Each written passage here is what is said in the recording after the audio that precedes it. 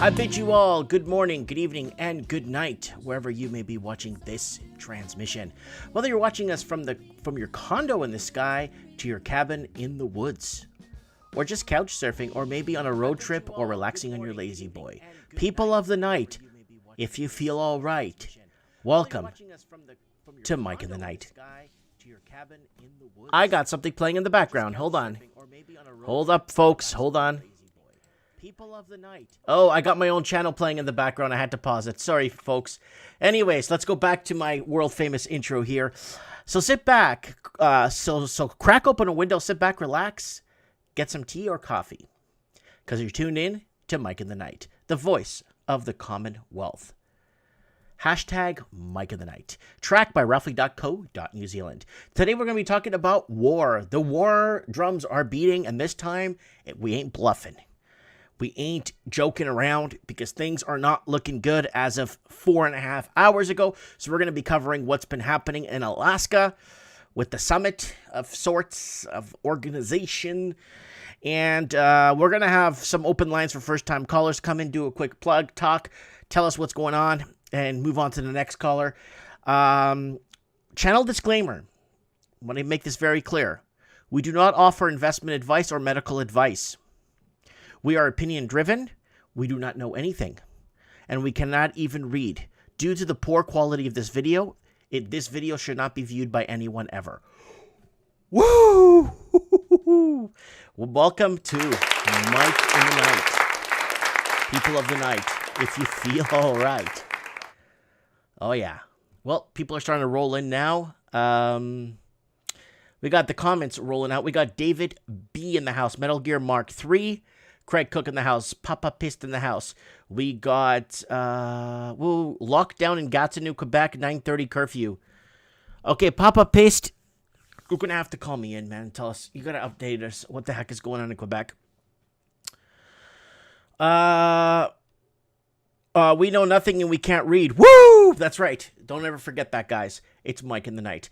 All right, let's just do a quick channel plug right now. We got Jay Pastor, JP in the house from Philadelphia. And we got Matrix Rip 09.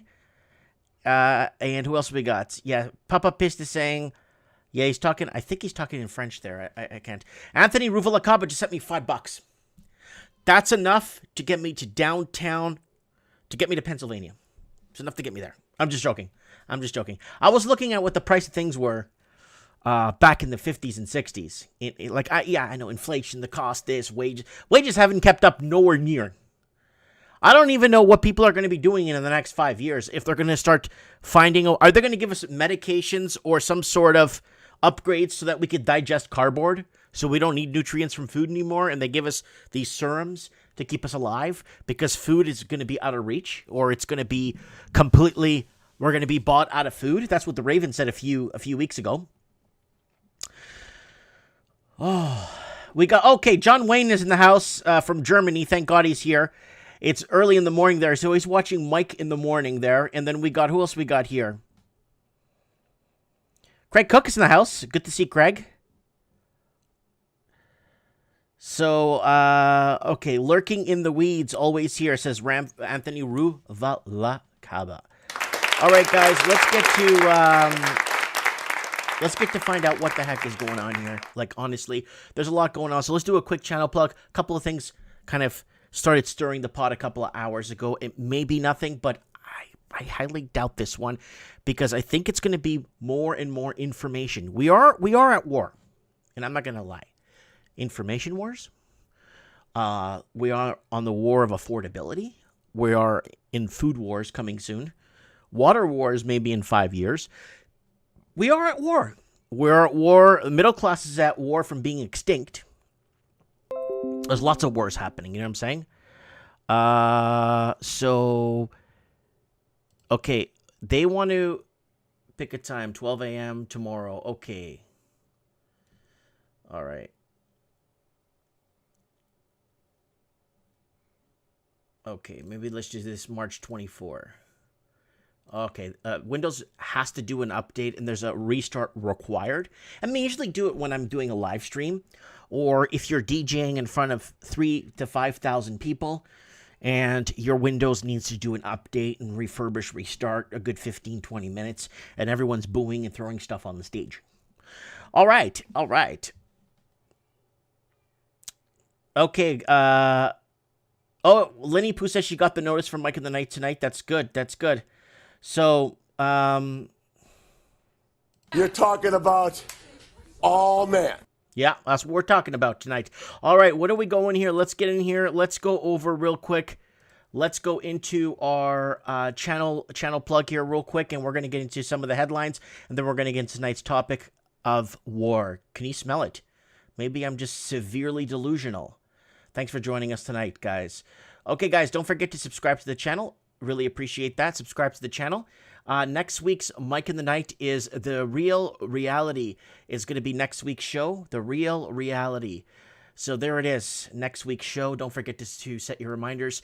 Instagram, guys, I'm going to leave a link in the live chat. Don't forget to send me your show tips. Thank you, everyone, for your show tips on Instagram. Now I don't even have to go hunting for stuff. People keep sending me stuff all the time. Don't forget to follow me. I don't even know if people should even follow me on Facebook anymore. I do have 114,000 followers, but there's no point because no one sees my stuff. I have more people that were seeing me on Parler. I posted something on Parler. I had 2 followers. I had more people see me on Parler than I have 114,000 people follow. So I don't even know if this is even worth it, Facebook anymore. Guys, don't forget to buy something on Teespring. All the t-shirts are here. The Dirt Bike t-shirts are here. Lord Humongous sweaters here. Supreme Cannon gear here. Pick it all up here on Teespring. Link on top of the channel, guys. Don't forget.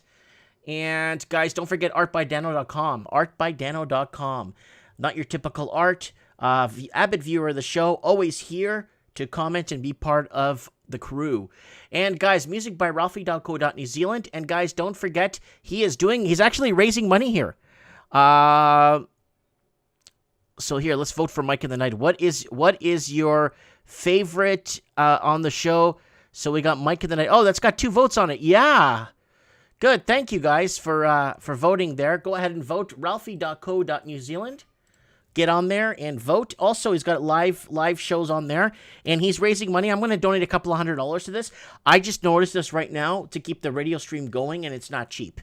And that's that. That's enough for channel plugs. Let's move on to what is going on. Woo! Oh, yeah. All right. David Xavier, I haven't seen him in a while. How are you doing, David? I hope you're doing good. I haven't seen him in a while in the comments. We got Alan Howick in the comments. We got Papa Pissed, of course. I said CJ's in the house. You won't own anything and you'll be happy. Have already started the house unaffordable. Oh, it started with house unaffordable. Yeah, we've been covering that on the show for a long time now. Affordability for housing. All right, let's go into some news headlines and what is going on in the headlines. So I was going to put up a live post for people to vote into the show live. I was going to actually put a post here where I'm going to ask you guys what I should put here for a post for people to vote on. And we would go back through the show and go back and see what people are voting for, right? Okay, so we got here, right here. I put this image up today in our community section. What $800 worth of lumber bought you in 2018 and what $800 worth of lumber buys you in 2021. Very big changes. Do you feel safe if China gets granted and put in charge of the Covivax passports for the whole world? Scroll down into our community section. There is an article we posted where it is actually in the works. So right now, China is demanding to be in charge of global vaccine passports. And this is coming from the Ohio Star. I confirmed it. It's actually not far. It's actually in the works. So we got a poll there and we got people to vote on what they thought about this. So do you feel safe if China is put in charge of Covivax passports? 6% of you guys says, yes, I trust China. How many votes do we have? 307 votes. So that's a good number. That's a good ratio there. So we got, yes, I trust China, 6%. No way, Jose, 69%. And 20% says China should mind its own business, 20%. So that's 60, 70, 89% basically saying no. And then you got I love China at 6%. So there it is right there for you guys to see. China. And I love China. so there it is right there. I love China at 6%. And there's a China passports. Then I asked you guys, there was an article stating that someone else is making decisions for Joe Biden. What do you folks think? And then 15 out of almost 300 votes, 15% says no way Joe makes his own decisions. And 85% says yes, he has no idea what he's doing. 85% of you guys. So there's the article right there. Several articles reporting that on that there. Half of Australians fear stating opinions publicly, citing over-the-top political correctness, and fear of, Austrians, not Australians, but Australians are in the same boat too. That citing over-the-top political correctness and fear of being branded alt-right. This alt-right, this whole language thing started during the whole Kennedy thing, assassination. Then they spun it as anyone that saw the truth and discussed it, they were branded as conspiracy theorists. And then it took off from there. November 22nd, 1963 in Dallas, Texas. That's where that word was born. And then you had the 2017 elections where Hill Dog was citing the alt-right. So anyone that's basically conservative, family, pro-life, blah, blah, blah, Christian, you're alt-right. So, and that's what happened there. So they're using language to attack us. And it's been happening for a long time now. I love China. Okay, so let's keep going here. So that was under the thing, and I got this right now. A lot of people don't know what's happening, so I'm going to throw this out there. There it is in full-blown view for you guys to see that basically this is in England right now. This was today. This is a huge protest, big marching today. Now, here's what's happening right now so you guys can understand. The media right now in the UK have gotten word that they're actually spinning it as a pro-Trump protest, but it's actually a lockdown protest. Some of the media has actually been told to say that this is a pro-Trump protest in England. So there it is right there. They're actually the media is being coerced and saying, but it's all locked down. We know what's happening. And this is what's happening in England right now. And not right now. This is a few hours ago. This was posted. Okay, this was a couple hours ago. Yeah, 20th. So this is today's date. But this is the 20th. So England is obviously almost a day ahead of us right now because we're on the Pacific Ocean, not the Atlantic. So England's way ahead of us right now. So it's like, I think 3 a.m. in England right now, 4 a.m. if I'm not mistaken. So this was today, our day, Saturday, or you know what I'm saying. It's Sunday in Australia. But anyways, so there it is right there. This is a big one. This is a really, really, really big one that's happening. And you will not find this on your local news.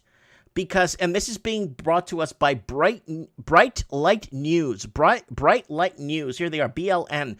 Bright Light News, shining the light on the science and the data of COVID. So you guys might want to check that out. You're talking about all men. All right, let's move on here. Let's go to full screen here. So we got some bad news on the note here while we're here on the note. Italy opens a manslaughter case after a teacher dies hours after getting the AstraZeneca vaccine. Now, this is being reported by hold on, let me show that to you guys, the New York Post. The New York Post is actually reporting this. I was shocked. I'm like, the New York Post? This is not the Magistrate, St. Helens Market Post camouflage talk or something. This is actually like the New York Times. The New York Post is actually posting this. Wow. So there it is right there. So far, officials have insisted there has yet to be a direct link between Tonganti's death and his shot. So there it is right there. Let's move on. Walmart becomes the largest U.S. vaccine provider to join push for digital vaccination credentials. And here's the problem with this. If they're going to start, if employees are going to have to be jabbed to work there, Walmart's one of the biggest employers like in the world, right? So That's a lot of people. But the retail giant said on Wednesday that it has signed on to an international effort to provide standardized digital vax credentials to people. The company joins a push already backed by major health centers and the tech companies, including Microsoft. I love Microsoft. I'm just being sarcastic. Microsoft is the man. Yeah, right. Oracle, Salesforce, blah blah blah. So there it is. There, right there. There's your thing. So there's your record. There's your common pass. Are they going to make it requirement that you must be vaxxed to go shopping? Are they going to make this into a requirement that if you want to shop at our stores, you must come in with a pass? I don't know what to tell you guys. I'm just kind of throwing this out there, but I'm not going to read this thing. There's like 400 pages here, but this says the company said people who get the shots at Walmart and Sam's Club stores will be able to use free health passport apps to verify their verification records and then generic smartphone codes that could allow them to board a plane or enter a sports area. This app includes Health Pass, developed by Claire and security company that use biometric technologies to confirm people's identities at airports, and Common Pass, developed by the Common Project. So there it is, guys. Coming to a city near you. Wow. I don't know. I don't even know what to say. I honestly don't know what to say to this. I'm lost for words. I don't know. I'm just lost for words on this. Let's keep going here. Let us keep going forward. All right. Royal Caribbean is requiring passengers to be vaxxed before sailing this summer. Well, I don't know if Royal Caribbean knows a lot of the conservative people that actually could afford to take a cruise won't be taking one if they kind of, if they have the right to not have to take one and it's not mandatory. You know what I'm saying? The cruise line says in the series of 7-night cruises aboard the Adventure of the Seas has been scheduled this summer, setting sail for the company's new home port of Nassau, Bahamas, beginning June 12. So here's the deal with that. So that's that right there. What else we got in headlines? Ford Motors to move production of new vehicle out of Ohio to Mexico. Yep. Mexico. Oh, yeah. Let's keep going here. It's time for Africa to reign in Tanzania's anti-vaxxer president, Vava Tampa. John Magufuli's cavalier disregard of COVID's impact, the Great Lakes region, is fueling conspiracies and endangering lives. Oh, my goodness. What's he doing? Is that Shield? Oh, my God. He might. Yeah. What's wrong with President John Magufuli? Many people in the outside of Tanzania are asking that question. Magufuli claimed last year that God had eliminated COVID in the East African country of 60 million people, and has since made dismissing COVID vaccines his central priority, leaving many people asking why. Why not? Aren't people governed in regions, in areas? Aren't their elected officials allowed to make choices for their people that they deem right? I'm just kind of throwing that out there. Why would they segregate or take a country and throw them in and show them and spotlight them as the enemy? Why don't they say, oh, Tanzanian president is doing the right thing by following his heart and nothing's tested, so maybe, hey, you know what? It's not tested. Let's wait another 30 years and see what happens.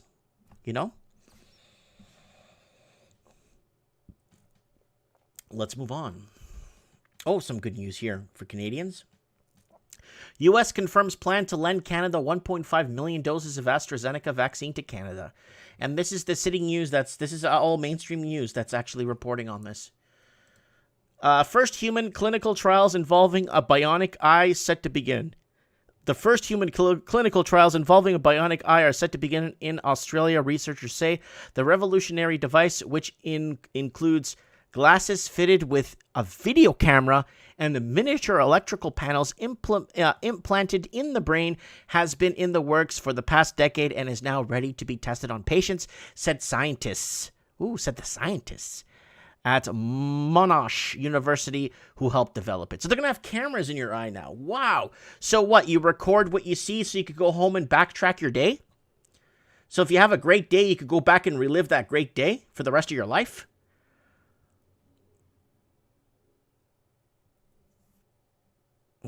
We can't beat Mexico at the border or in trade. All right. Canada will lose 200,000 jobs because of carbon tax, says report. So researchers estimated that both GDP and employment will significantly be lower by 2030 because of the carbon tax, with the total economic loss amounting to $44.1 billion. Now, it's very simple. If people have less money to spend, and obviously GDP makes up expenditures, household expenditures, and if people aren't out spending because they're paying carbon tax, it's actually going to cripple. And people can't afford housing already. It's going to make it even harder for people to get into the housing market. So it is net worthy that increases the energy costs fall disproportionately more heavily on lower income households.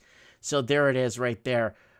Researchers note that Trudeau's government plan to issue rebates to Canadians will likely increase in the federal deficit. The carbon tax, by pushing consumption and economic activity, will shrink the tax base and offset any carbon tax revenues. So carbon tax is actually pretty expensive here in Canada. I've read my bills. I've read my bills online with you guys. We've read them. We went over like $175 a month in carbon tax to heat my home. You know what I'm saying? Woo! Whoa! I got the real woo here. I go as Ric Flair. Woo! Woo! Yeah. Okay. Well, look. Listen to this, guys. If you thought things weren't draconian enough, here you go. Israel passes law to mandate freedom tracking bracelets. Citizens in trials reported very positive and comfortable experiences wearing the electronic GPS tracking device. What?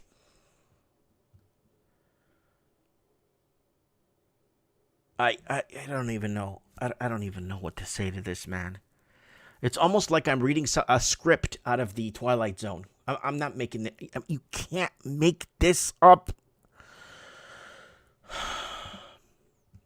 Israeli lawmakers have passed legislation that could see the government make it mandatory for all citizens entering the country to wear a tracking device. Wow. I don't know what to say. I don't know what to say about that. I know this is happening. We've had many sources tell us, message us here on email me or message from other news sources. I don't know what to say, guys. Here we go. So they're changing things around in England. So, I mean, right, the right to protest and the right of assembly in England is disappearing. So now the right to challenge government in courts have been overhauled. So plans to change how government decisions are challenged in courts have been announced by the Justice Secretary. Between public scrutiny and the need of effective government, it comes after independent review into the issue. Labor says it is an attempt to trample on the values we all hold dear. Last year, the Prime Minister ordered a review on the relationship between government and the courts. The review headed the independent peer Lord Falks found courts were increasingly considering the merits of government decisions themselves instead of how those decisions were made, moving beyond the remit of judicial review. So I don't know what's happening. All I could tell you right now is critics say that JR currently allows judges to retake political decisions about how a policy should operate. So there's a lot of mess going on in England. We know what's happening. We've been following what's happening in England, especially with them losing their right of assembly, where going out and protesting is going to be a thing of the past. CRISPR used to build dual-core computers inside human cells. Oh my God, you know what this is? You're talking about all man. Oh man, right here. CRISPR used to build dual-core computers inside human cells. I don't want dual core computers inside my cells. I don't want it.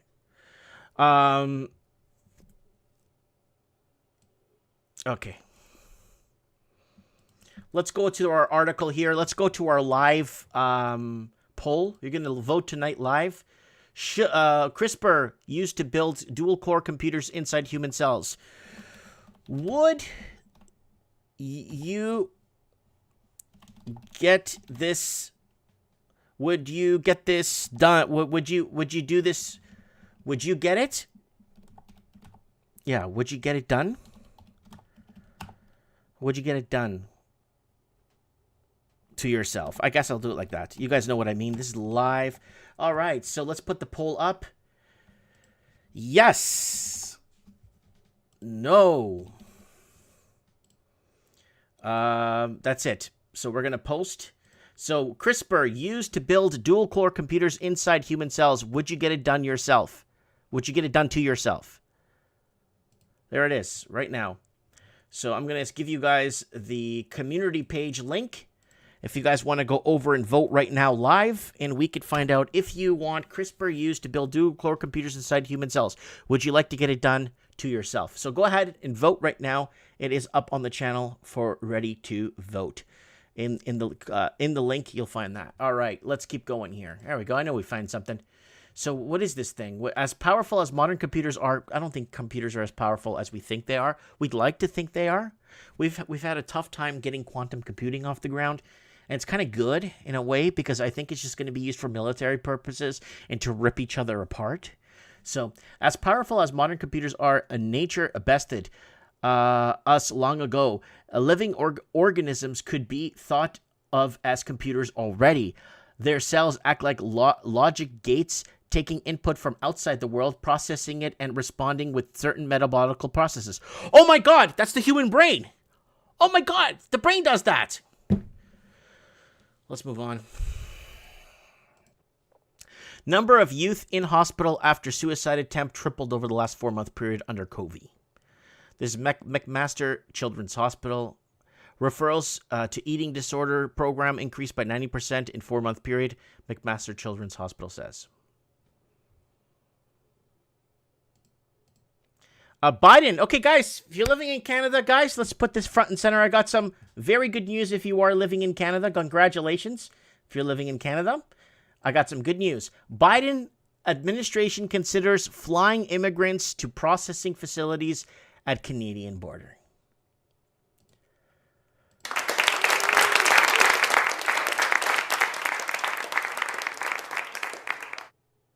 You get what you vote for, right?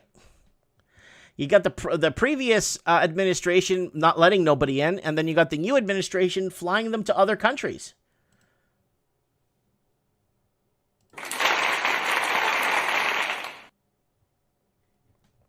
Mitch Madden says, most people seem to think that things aren't that bad.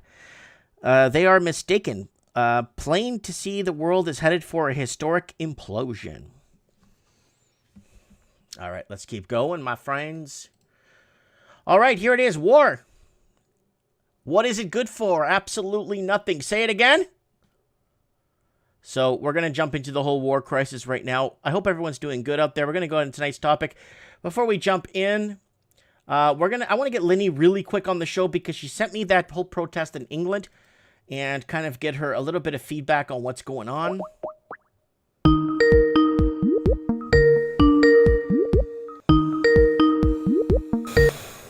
Hi, Mike. Hey, how you doing? Good night. How are you? I'm good, thank you. Buenas noches. Buenas noches. ¿Cómo estás? Estoy bien. Anyways, okay, entonces, if you want to speak Spanish, we could speak in straight Spanish, but... No, we should go to your show, your other show, and speak Spanish. My Spanish channel, yeah, for sure, no problem. Yeah. Okay, Lenny, let me ask you something. Okay. I'm smelling war. Okay, we are in an economic war. We are in a food, maybe we could be entering food wars really soon. We are in some... bizarro different things happening when it comes to forced vaccinations, all this stuff. What kind of war are we headed to? I'm smelling war. Yeah, we're in a war where the people don't know they're in a war. So right there, where we don't have like the upper hand because we don't even know we're at war. Most people. And who's warring against us? Big corp? Is it the big corps, or is it really truly like are the technocrats after us? I guess it really is the technocrats. It's Hold them. on. Let me add something. Education. Hmm. Yeah. They could be at war with us. The media, That's all owned by them. right? Education was funded by them, The banks. right? I mean, oh, that's all them. It's the same people. It's the same group. It's all them and their buddies. They control all that. They control the education, which is indoctrination, all that sort of. They had the money. They're the ones who got all rich. What? Well, what are we really under? Roman rule, right? That let's just. I mean, where do you even start? Where do you start? Well, Alan Howick brought up We're a at good one in war the with comments. He's Yes? calling it a spiritual war. Yeah, well, that's where it starts. This is where it all starts because that's actually 100% true. It's good versus evil. It just is. And so the evil is set up and they've got their talons in it all. But we know that. Like, if you know the Bible, that's the first thing that comes up is what? Is that who is the God of this world? And we're living in it. We're living in a world ruled by the devil. And we can see it in plain sight. We can see the people that get their power, they get their energy from that, and they're ruling from on high. Good thing we have the power to overcome it, but it's presented itself in such a physical form. It's like, but the only way to truly get out of it is going to be in a spiritual way. So this remains to be seen. I'm glued to what is going to come up next. Something's going to come up next because we don't have the answer so far of how to get out of it. We don't. We're just looking around and it's like, how do we get out of this maze? We're in a maze. We know to hold fast to the truth, the absolute truth, and not get deceived by all this, and then hold fast to the faith that knows there will be a way out. We just don't see it yet. Very true. Now let's hold tight. Yeah. I'm looking at this. You sent me here. Let's go to full screen here so people at home could see it. And for people listening to this on replay, it's just a massive protest. There's close to 100,000, maybe more. I mean, you can't even see the end of this protest in England. You sent me this protest in England. This was you, right? Yeah, it was. I could have sent you so much more. I could have sent all different countries. They're everywhere. I thought, I'm sure you've seen it. But if not, next time I'll just send all the stuff. The whole world rose up today, even in Winnipeg. Yeah. It was here too. Now, go ahead. In England, I was looking into it. When you sent me this, I was kind of taking care of a few things, but I was looking at it, and some of the media was spinning this as a pro-Trump protest. That I can't even believe that. They're still doing that. They're spinning it as a pro-Trump protest, and the other media outlets are actually spinning it as a lockdown, like legitimate, right? But some of the bigger ones are spinning it as a pro-Trump protest in England. Oh, Trump. He's great. He just solves all the things. Yeah, that's unbelievable that this, even now that goes on pro-Trump. Well, it's not in the media. Like, there was no media today, just the alternative media. Mm-hmm. There, no CBC, CTV, none of that. They're not going to cover it. And look at all those huge protests. You wouldn't see that unless your friends, in different groups, pass the information on to each other. Well, apparently Facebook is banning this too. Oh, they ban it. It's got to be private group. Most of my information comes from, people just sharing privately. I mean, I'm sure they know I do that. Somehow they track, but so what? So what? I'm going to go down with my boots on. I'm not worried. Who's worried? Not for real. It's just fear mongering. Yeah, no, I hear you. So pro-Trump protest. Mm-hmm. Pro-Trump protest. Nice. Well, I wanted to call you to get your insight on where are we headed with war? Are we in a position where I think we're at war, but it's more of a silent, I don't think it's a silent war. It's more of a everything war, right? It's an everything psychological. War. Yeah, it's psychological war. It's a spiritual war. It's a war on everything. You're right. It's all coming to a head though, because it was always there. I've seen some good, just good memes, I guess, or people pointing out that it's not that things are getting worse. It's just that we're now seeing it, because this was always going on, but now we see it. It's not worse. And it's coming to a head, which is good because it has to be exposed so that it can get cleared up. But what are we at war at? Oh, the truth. The truth. Yeah, the whole truth about, people don't even trust their own bodies, their own immune system, how they were made, everything that has to do with humanity and looking at ourselves and looking at our faces. Like today, it was a beautiful thing. There were hundreds of people, not one mask, just hanging around like you're supposed to do. See each other's faces and smiles. These are really important things that human beings need to see, right? Where our minds, even as babies, like we're programmed to look at faces and gauge each other by how we look. And it's good for us. We feel good in our hearts when we see other people's smiles, eye contact. These are really important for our hearts, right? And that's a war against just our humanity and our hearts, our development, our soul development, our joy. It's a war against, you're right, it all. They're just going to squash us down. Our dignity, older people, where's their dignity? Even babies that are not born, they're in the womb and they're being ripped out with not even so much as a painkiller. They rip these things apart. I mean, where's the dignity in life? Yeah, it's at war. But good thing that as soon as you cross over, you're in light. You're in light. It's okay. At the very end of life, you're really just not really, you realize, oh, it's not even the end of life. It's just the passing over. So the good news is really it's just a show, not only a fake show, but like the world here is really part of, it's not the whole reality. So whatever our mission is here that we're trying to accomplish, like once it's over, you're just passed over. It's okay. You're at peace. It's beautiful.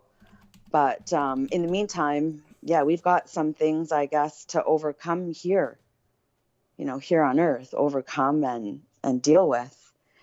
And love, that. The only thing that lasts, the only thing we're really going to bring with us to the other side is love. So gather up your love now while you can. I know they're trying to take that away, but let's not forget that is the most important part of life. Well, we got reports. Anna Key just gave us a report here. I'm going to kind of show it to you guys here. Here it is, guys. Myanmar. Factory attacks put focus on Chinese influence. Black smoke billows from industrial zone of Haling Trar Yar Township in Yangtan, Myanmar. Sunday, March 14th, attacks on Chinese-run factories in Myanmar's big city drew demand on Monday from Beijing for protection for their property and employees. So that's what's happening there. A lot of the employees that do work there are not even citizens of that country, from what I heard. And that happens to our mines here. Our mines in Canada, our coal and gold mines and stuff, like they don't hire the Canadians for that. No Canadian hires, right? So there it is right there in the news. And this is from mainstream media too, CTV News. And that's what's happening there.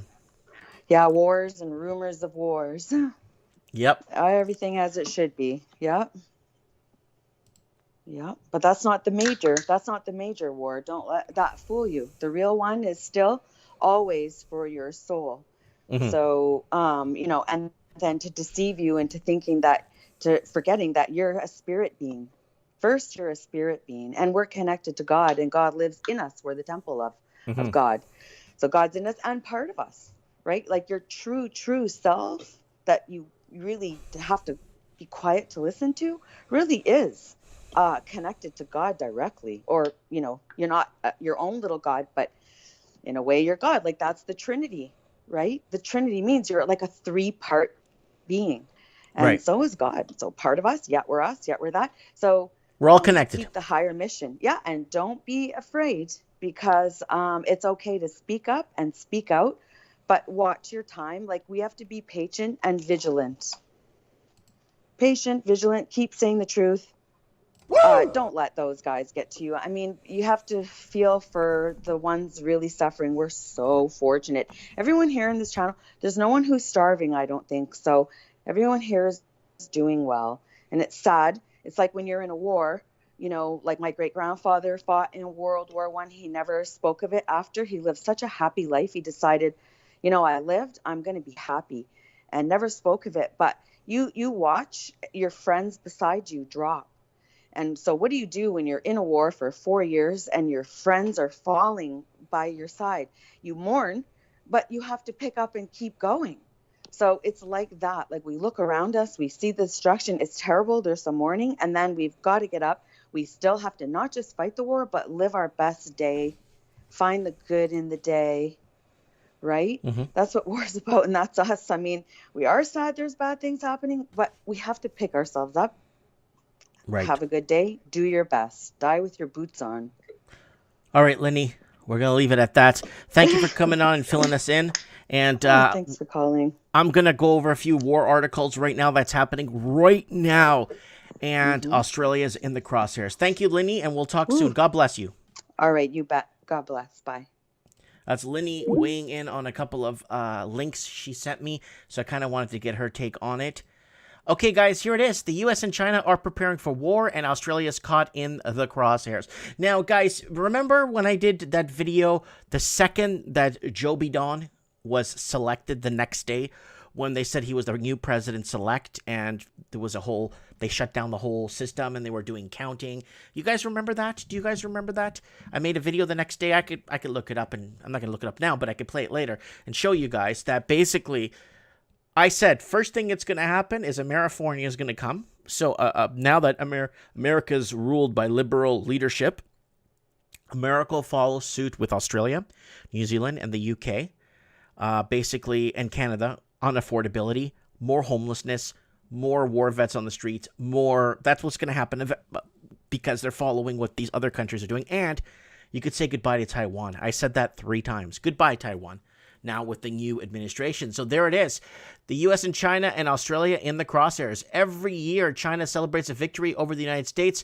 We know it as the Korean War. The Chinese call it the war to resist American aggression and aid to Korea. So there it is. Last year, the 70th anniversary of China's triumph, Xi Jinping warned the Chinese people the road ahead will not be smooth. So that's what he said. But remember Joe Biden, you remember what he said? He said it's going to be a dark, cold winter or a dark gray winter or whatever. He called on the people to revive the spirit of the Korean War, to speak to invaders in the language they know, to use war to prevent war. That's what they usually say. It's kind of a conundrum. Let's use war to prevent war. So war was once unthinkable, make no mistake. We are now in the phase of preparation for war. China is becoming more aggressive in a tone and actions, while the U.S. is strengthening its regional alliances. So there it is. Australia's place in the global order is shifting. So Australia is pretty much China. That's the problem. And we covered this on trends in the housing market for the last 4 years. Australia is an autonomous region of China. So is Canada. Do you understand what I'm saying? So, like, what side does Australia take? Like, if a majority of the wealth in their country and real estate and mines and factories and everything is owned by China. You know what I'm saying? So there it is right there. Let's move on to more articles here. There's a lot more articles.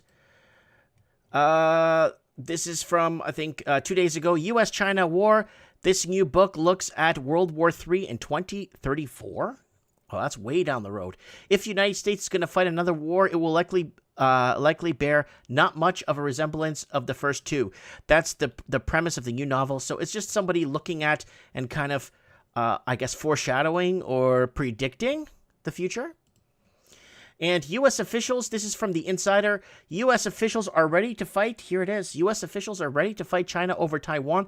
Don't understand how much is at stake. So this is one of these like islands that are, it's called Shiyu or Lion Islet, is Taiwan's offshore islands with the Chinese city of Xiamen in the background. So there it is right there. Look at that background photo of that.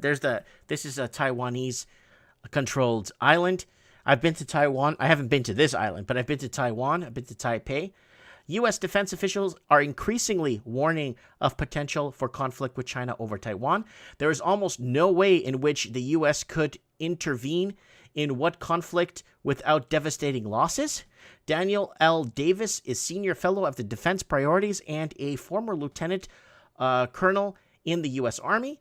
So there it is right there. Many of Americans' leading military and political figures have issued increasingly alarmist warning in recent days about the potential for conflict with China, especially related to issues surrounding Taiwan.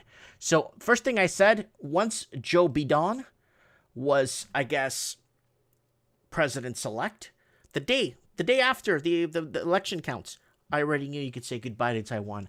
Hasta la vista, Taiwan. The only thing that was keeping, and a lot of people in Taiwan wanted Trump to win, right? So this is the problem we're seeing here. You know what I'm saying? So one of the featured programs for this increase is the Pacific Deterrence Initiative. Last year, Congress allocated $2.1 billion for an initiative. This year, Davidson is asking for more than double the amount of $4.6 billion.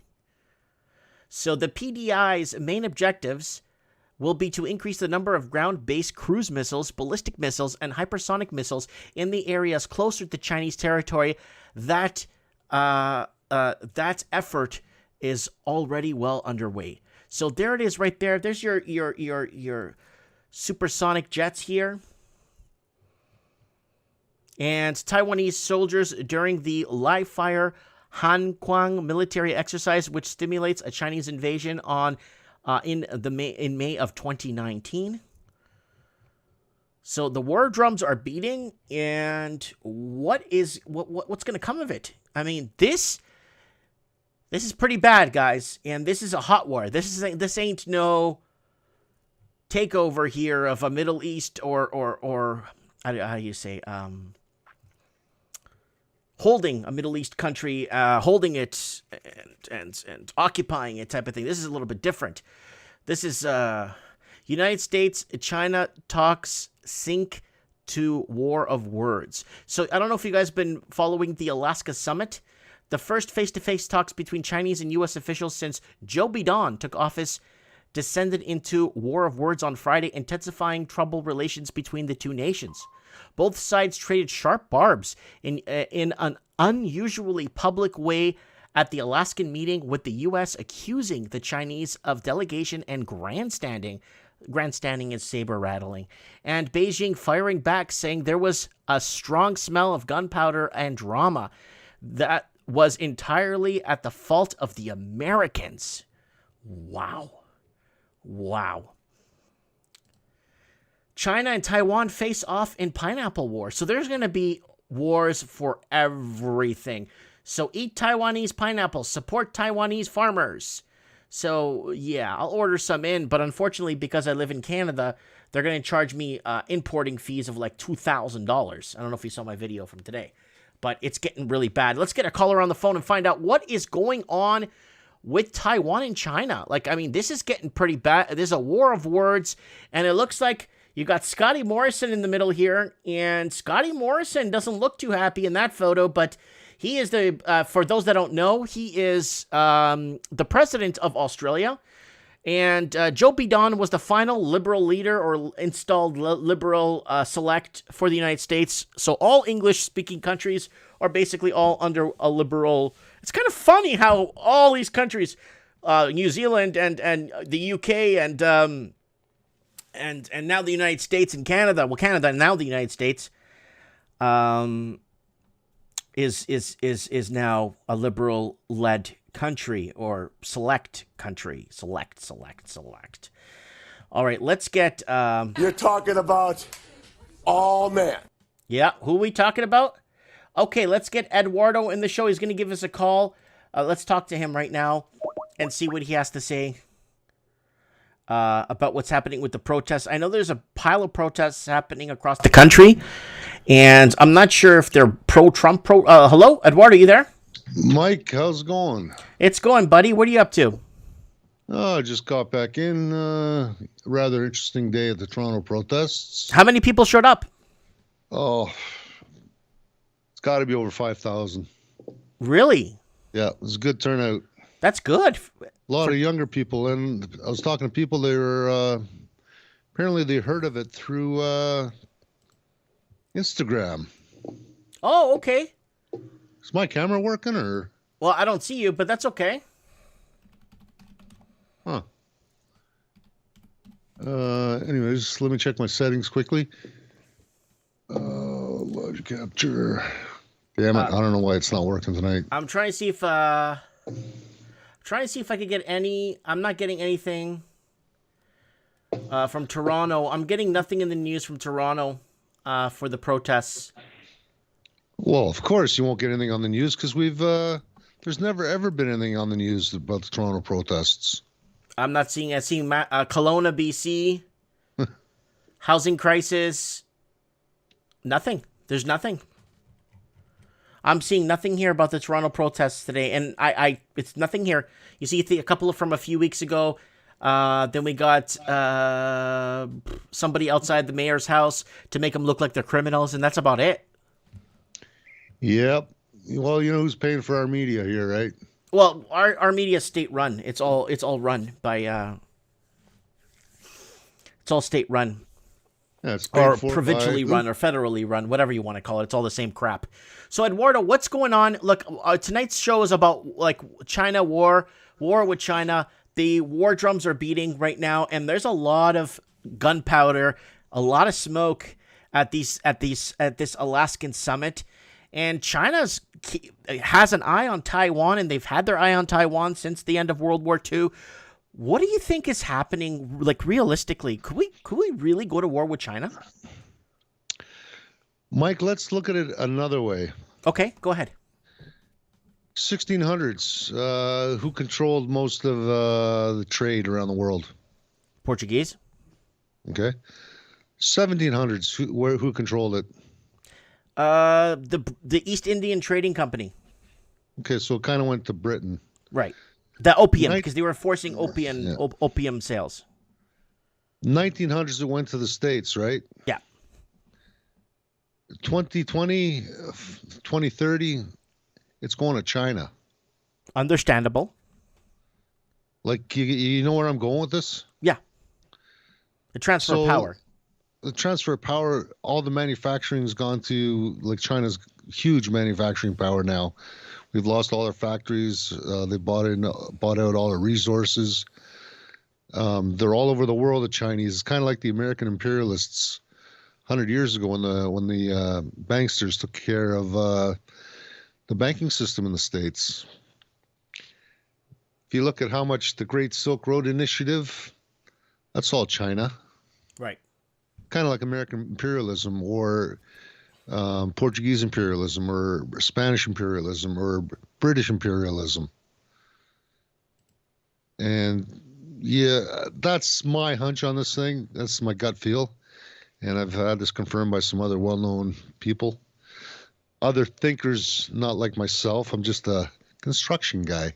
I just own a comic book store. Hey, you saw some great puzzles. But you know what I want to get into? Let's work backwards from 2030. Okay. In 2030, you will own nothing and you will be happy. How the hell can you do that to the world population? Well, I don't know if you saw my video I made earlier today that you're probably out, you're busy, but how now Canada's euthanasia bill that's being passed right now by the government is allowing people that have arthritis and diabetes get support in offing themselves, I guess. Yeah, and it only needs one doctor, whereas before it was two. Yeah, they've softened those laws to make it easier to reduce the population. But let's go jump ahead 9 years. So in 2030, you will own nothing. You will be happy. 2029, you will be taking the final, say, 50th or 60th vax. Maybe you'll have a computer chip implant. Maybe you'll have that CRISPR technology Yeah, implanted the one I into you. reported earlier. CRISPR used to build dual core computers inside human cells. Okay, so these guys are planning this and they're trying to implement it. We, the people ourselves, are building these technologies. Google built the platforms for all this AI, among other technocrats. We, the sheep, are building this for the elites because we're chasing money, which is worthless. It's fiat. It's ingenious what these guys are doing. They don't have to do anything. They're just directing what's going to be happening, putting out the carrot there, which is, great, huge salaries and nice, lavish dividends for the few people that set it up for them. You see where I'm going with this? Mm-hmm. Now, can I ask you something? Let me kind of paraphrase something, and I want you to kind of elaborate on this. China is pushing, and I'm going to put it up here so people don't think I'm making this stuff up. China is actually pushing right now, and they're demanding to be in charge of the global vaccine passport system. Now, I'm afraid that if we lose a war against China, this is what I'm afraid of, that China could take control of all these systems and start regulating world governance if they win and they take over our major capitals. This is what I'm afraid of, Eduardo. And yeah, your future of you will own nothing and you'll be happy, your dystopian future that you're painting out for us, yes, it will happen. If China takes over some of the major capitals in Western countries, we're doomed. Well, they're building up their military. Yes. They've got a huge population. They've got a very compliant society. Remember, they have a starving population too, eh? Well, I'm sure the various vaxes that'll be released and people will be compliant and they'll take them. We'll cut that out. We've got, what did I hear yesterday morning? Trudeau has solidified in contracts that the deliveries of 127 million vaccines will be distributed in Canada by September. I'm not really into math, but I think we only have like 30 million people in this country. 38 million, Mike, that we know of. Really? I thought our population is dwindling. Oh well, we're bringing in more people every year. Okay, because we're losing a lot of our our people to the States, right? Heck, we've been losing people to Mexico. I have so many people messaging me. Oh, get Dom on the show. I live in Mexico too. I moved from Toronto 3 weeks ago. Hey, I just moved to Acapulco. I moved here and I'm in Mexico. It's like all these people are just moving to Mexico all of a sudden. Well, it's one of the last free societies left in the world. Mexico. And people in Mexico, they I wish I had my camera on. But you know the gesture I'm going to make to the cops, right? No, I know the gesture you're going to make. It's going to get me in a lot of trouble. So maybe it's better we don't have the camera on. But yeah, interesting days we're living in. And, people, as much as I hate to say it, it's coming. And are they going to win this one? I don't think America could win this next war. If depending on how... Okay, if America could ally with, obviously, Taiwan... which is the key, I think, is the key proportionate movement on this chessboard is Taiwan. Taiwan's in check right now. Is Taiwan in checkmate? No. But the problem is China has a stranglehold of the Australians, and they have bases there that I've heard of. I can't confirm that, but in the middle of Australia, apparently China has a few runways there. They have some movement in Africa and some bases and stuff in Africa, mines and minerals and all kinds, petroleums and natural gases and stuff, and they have a grip of some. But you got countries like Sri Lanka that's fighting against it and fighting against the Silk Road. You got countries like Vietnam that are just despise them. You got countries like South Korea. You got countries like Vietnam. You got all kinds of countries in that area, even the Philippines, that would like to see China just tone it down a bit. You know what I'm saying? Well, they've got the money, they've got the currency, they've got the backing of the was it federal oh federal trading notes or whatever, Mm-hmm. FDR or whatever. I forget what it's called. You know what I'm talking about, though, right? Mm-hmm. Federal Reserve notes, right? Yeah, yeah. They've got huge amounts of gold. It's like America 120 years ago. I don't know, but I just don't. Okay, one thing I don't trust in. Well, there's a lot of things I don't trust in China, but one thing I don't trust, the infrastructure is falling apart there. Like, it's literally falling apart. I had someone message me from the Shenzhen province and sent me photos of a major highway. Half the highways it turned into not half the highway, like half the street turned into a complete sinkhole. It wasn't made properly. Like, so I just don't trust the infrastructure. So I don't know, like, how China could move their military around the country freely without running into obstacles is all I'm saying. Well, I'm sure if there's a military will, there's a military way. So they're not there yet, but they'll get there pretty quick. And think about this: over this COVID nonsense, they're the only ones that had their economy expand. That's correct. They went out of lockdown, what, May? Mm-hmm. Yeah. Do they even have a vaccine program? I don't know. I'm gonna see if I could get Shanghai Larry. I found him. I found Shanghai Larry. I'm gonna see if I could get him to maybe call into the show. I don't know. If, he says he doesn't. He says he would love to call in, and I finally got a hold of him. I thought something happened to him, but he was the guy that was reporting for me in China, saying that people were buying gold over spot, like 30% over spot, a year and a half ago, before this whole COVID thing kicked off. Well, the price of silver and gold is quite a bit over spot these days, if you can even get your hands on it in Canada. That's the thing. It's kind of funny how silver, gold, whatever you want to say, even cobalt, all kinds of stuff, palladium, what's that other one? Rhodium, all kinds of stuff is going up in price. But you can't get it. I mean, you can't get your hands on rhodium right now, even if you tried. Well, a lot of these big companies and battery makers, they tie this stuff up for years ahead based on their projections, and they're not stupid. They'll buy it or pre-buy or whatever they can, whenever they can, because they know they got to keep up production, right? But it's interesting dynamic if you look at how the powers in the world change every century, and we're witnessing the power of the change of power going transfer to of power. You're saying from power of trade, right? Or the power of the flow of goods. Yeah, the imperial. If you look at the stuff like the printing press or the weaving loom and the mechanization and steam power 1800s in Britain, that's when they had their great industrial rise.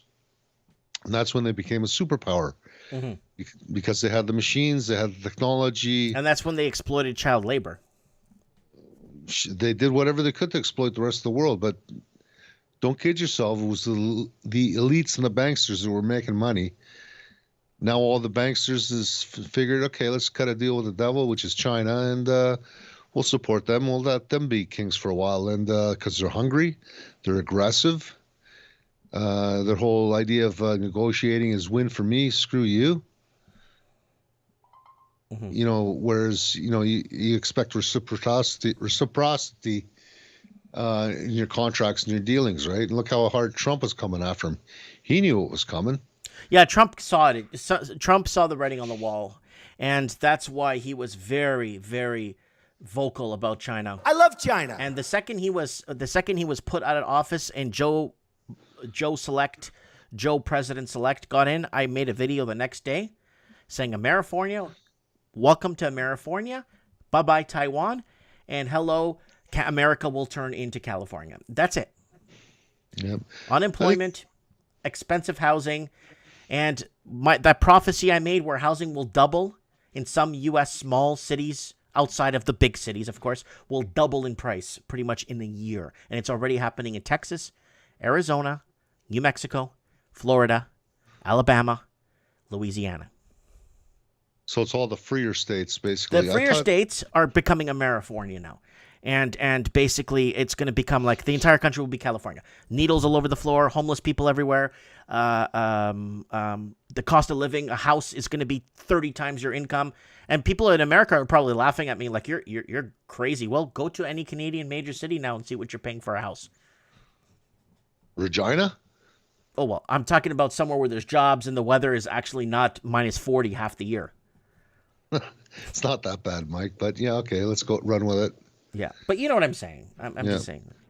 But basically, they're going to keep pushing these vaccines. There's people actually taking them in Toronto. I can't believe it. Well, they're making it mandatory for pregnant women. They're going to be essential first before anyone else. Well, I guess they got to dumb down the new babies first, get a jump start on them, right? So this is going to take a few years, but they're going to be doing it. People are going to have reactions to this. People are going to be falling over dead. But you don't hear that in the mainstream media now, do you? Well, anytime you see any protest or any assembly, it's always a pro-Trump protest, even in 50 years from now. Yeah, okay. People got to stop believing the mainstream media, man. It's just absurd. I was down driving around today trying to get into the protests, and for some reason the cops were on me like flies on shit. I've never seen them like this. 4 times I got threatened by the cops.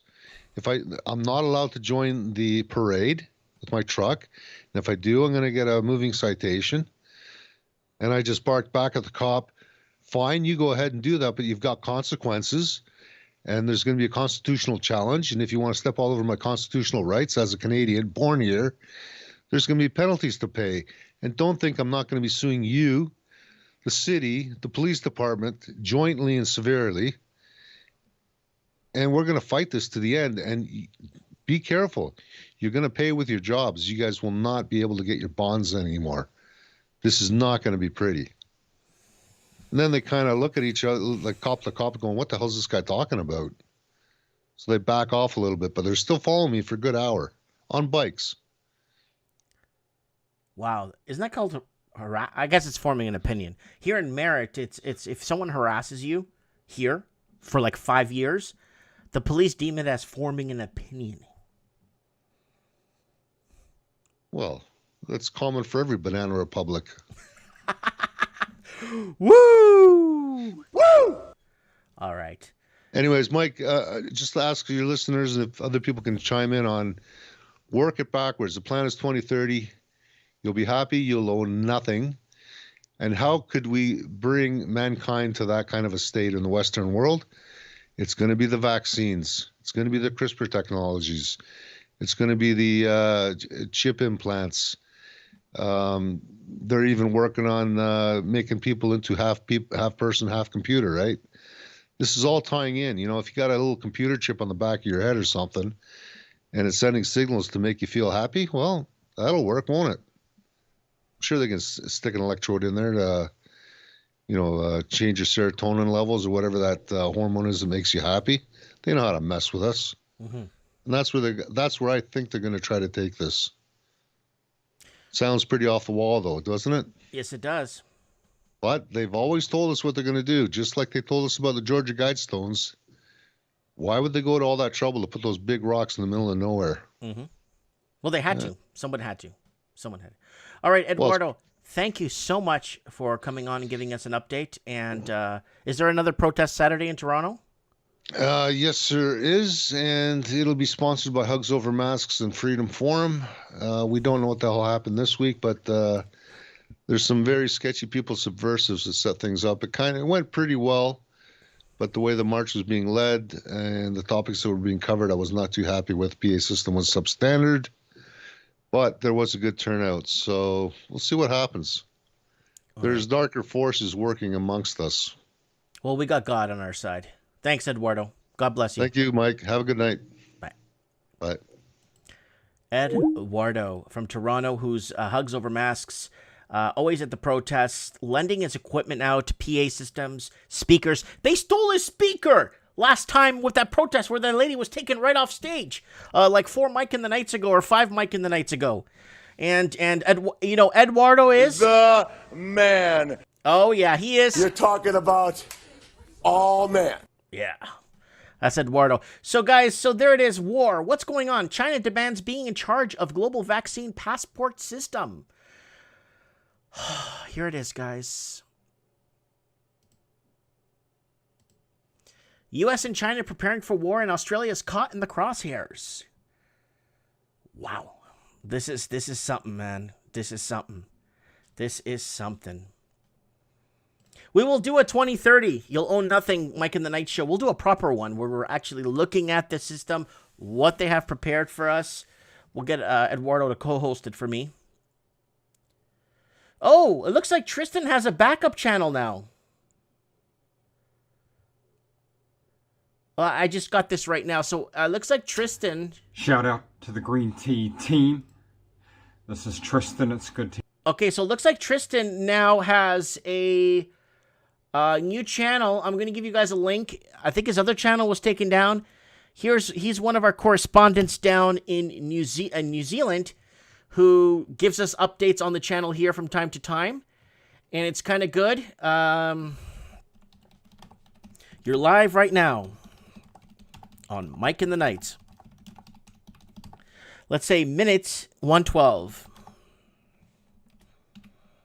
No, 1 hour. Sorry, 1 hour. Sorry, let's put minutes. 1 hour, 12 minutes, and 49 seconds. Okay, there it is. There's his new channel, guys. They keep taking down everyone's channel. I don't know why. I mean, I can understand if he has 3 million subscribers and he like messes up on a few words or something.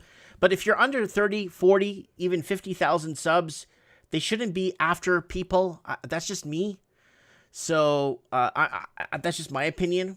But all right. So what's going on? Let's see who we got in the comments here. So I just got that from Tristan. So I'm just putting that in there for you guys. We already spoke to Lenny Poo. She sent us that protest that the media is trying to deem as a pro-Trump protest. Now, I'm going to ask, let's see if we can get Raven on full kook if he wants to. If you want to join in the show, add me on Mike Martins 1980 on Skype. Come on the show if you like. First-time caller, please call in. We need your support. Let's see if the Raven picks up the phone. You're talking about all men. Hey, Raven, what's up? Are you at work? Well, I'm off. Like, I'm at work, but I'm on layover. Okay. Woo! All right. I'm in a hotel room. Oh, nice. You're in a hotel? Yeah. COVID really nice quarantine one, hotel, or just... I'm just joking. Okay. U.S. and China are preparing for war, and Australia is caught in the crosshairs. This was posted 7 hours ago, and there's a couple of hundred other posts about this circulating right now. Through the Alaska, it's the Alaska Summit that's happening this weekend. What's going on, Raven? I mean, you've predicted quite a few things on this channel that have come to light. Now, we need to focus. What is happening at this? Like, just go ahead and unload. Do you see China going to war with the United States? Or the question, maybe I should rephrase that question. Do you see U.S. having to go to war with China?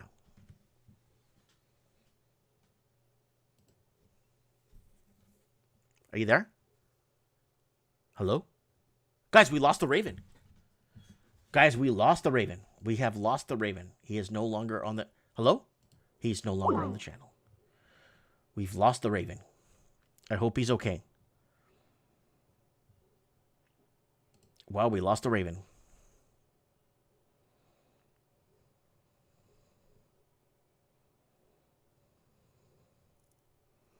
So that's scary. We just lost them. Does the U.S. have to go to war with China? That's a different question. No one's asking that. Are we in a position right now where we have to go to war? We're not asking that. We're asking, do you think we'll go to war, or do we have to go to war?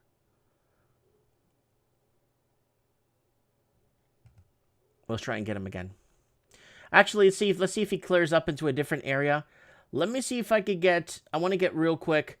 I haven't talked to in a while. Where is he? Lord, humongous. Lord, humongous. Where did you go, my friend?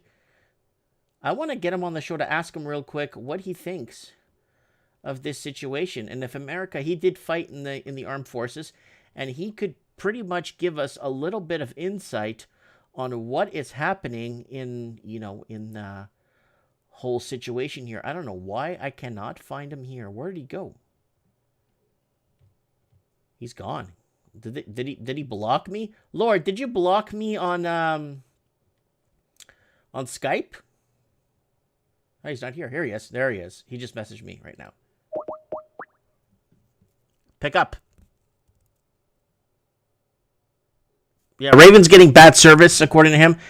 Mike. Hey, how are you, my brother? I had to turn you on speaker. What's up, brother? Nada. Okay. War with China. I mean, now let me rephrase the question like I did with the Raven. You could tilt your camera down just a bit so we can see your chin. Oh, am I on? I got it on? Yeah, you look cute. Well. All right, let me ask you. War with China. Like, honestly. Now, let me rephrase the question.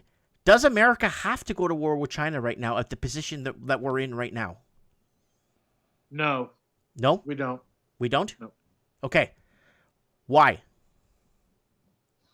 Because, Mike, there's a whole other set of asymmetrical warfare going on at the moment, which is like a soft war with technology and, all that other stuff, the economy, the monetary system of the entire world financial system. Mm-hmm.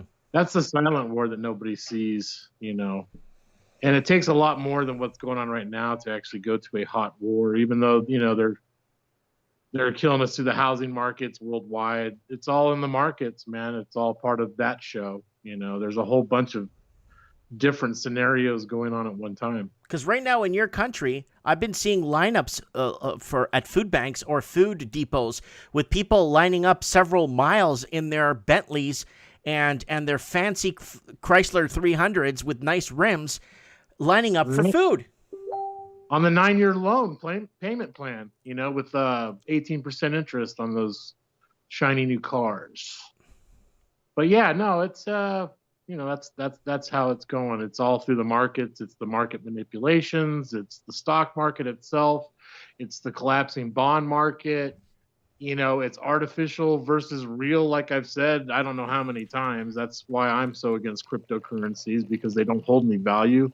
They're not currencies. They're not even money. They're not a store of value. I mean, they claim to say that the network is the store of value, or they try to say that the technology is the store of value. But technology is a very destructive thing if it's in the wrong hands. And even the simplest of technologies and human beings they've conditioned us through the fiat system to get so conditioned to the convenience of technology and how easy technology makes somebody's life, right? But if anything, it corrupts our minds. It takes over our children's souls. It rocks the foundation of parenthood. Is been so difficult for me being a parent in raising 3 children. How hard it's been, getting them off, watching movies together as a family, getting off the electronics, doing other things and doing other activities. Back in the day, I'd fight tooth and nail with my parents to get outside to play hockey. Well, yeah, and then you have your government, politicians that want to give you the right to die, through a, suicided, even the young with diabetes, right? Diabetes itself is such a disease that's so miscalculated by what people think it really is. There's lots of young people that aren't fat or lazy. It's a stigma that's been put on that are type 2, and there's more and more getting type 2 diabetes now at younger and younger ages, under 20. I've studied this stuff extensively, being a person with diabetes myself. Diabetic is kind of like a term thrown around in the medical community, kind of discriminatory. And, what's funny to me is that this whole COVID thing to me is a 99% survival rate. Yet we have to get everybody fast tracked on a poisonous vaccine that's creating blood clots now. The one from AstraZeneca, but they're saying that all of them are from wherever they come from. And people are dying from the side effects of that. Yeah, that's what I've been hearing. I've been hearing that through different reports, and some. I've been noticing some media is actually taken to the dark side and actually started to give us the information of what's happening. I've been noticing that. Like the New York Times is posting stuff they shouldn't be posting if they're, you know what I mean, right? But they're posting it. But see that, it even goes back to all the media and the papers. They were set up as propaganda machines since day one. I mean, Hollywood has always pumped out propaganda, and it's been very Marxist and communist in nature. Even the American education system, since the Department of Education took it, started that whole thing. It's like the curriculum was based on communistic ideals. You know what I'm saying? So it's hard for me because I see like all these different ideologies at play in America, and it seems to me that it's like they use that every which way they can to attack the actual American, middle class or hardworking citizen that at one time, had a decent profession, played by the rules. But it's like more and more waking up now because we have this epidemic of homelessness. It's not just the West Coast, it's all over. It's in every major metro city. And I've been getting reports, just how much more worse it's getting, and then you have a guy like Bill Gates that's coming in with, he's all on the vaccine Rockefeller eugenics program. You're talking about, it's all about at the end of the day lining his pockets with this fiat currency, which that's where they derive their power from. They get it. They take away this country from its principles of freedom and a constitutional republic. Well, England right now is passing laws to ban freedom of assembly, and they're changing the law so people can't even sue the government or challenge the government's decisions anymore. Well, Mike, I think a lot of this came out of the banking financial sector. It's on a larger scale, it's the international financiers that control all the central banks. So like the City of London is the financial, center. Money laundering hub. Yeah, those guys are covering up all the crimes basically through mathematics and numbers that go on, and people just dismiss it because they're so brainwashed by the advertising on TV, movies. It's everywhere, man. Like the subliminal programming that these, I don't know what intelligence agencies are behind this or who's programming these algorithms. You want to find the root cause of these people. Look at people like George Soros. He started the quantum fund. Isn't he? Hold on. George Soros' bank account. George Soros' bank account was seized in what country was that? Myanmar. Hungary? No, Myanmar. They seized his bank accounts there in Myanmar. Oh, I'm sure the guy's been operating banks everywhere. I mean, that's the thing with these large. They seized his bank accounts. I want to thank. Hold on a sec. Allergic to Liberalism sent me $4.99. Hi, Mike. Love your show. Thank you so much. Allergic to Liberalism. So okay. His bank accounts were seized. It was in Myanmar. They last week it was on the news. It was on RT. It wasn't on any other news, but it was on RT that they seized his bank accounts. Right. I mean, listen. It's like it's the Russian government television, though. I mean, you really have to take just like our own media. It's like a propaganda war. It's just like the Democrat versus the Republican.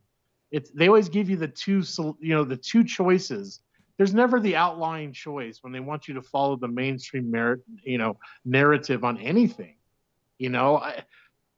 I even look at the charts. Like, why do we even have a futures market? Dude, that just gives them a license, right? It does. To manipulate the banks or whoever's controlling the fiat, to hand out pigs, the corporate pigs and bankers that get the freshly printed funny money from the central bank first. And then it trickles into all the other industries.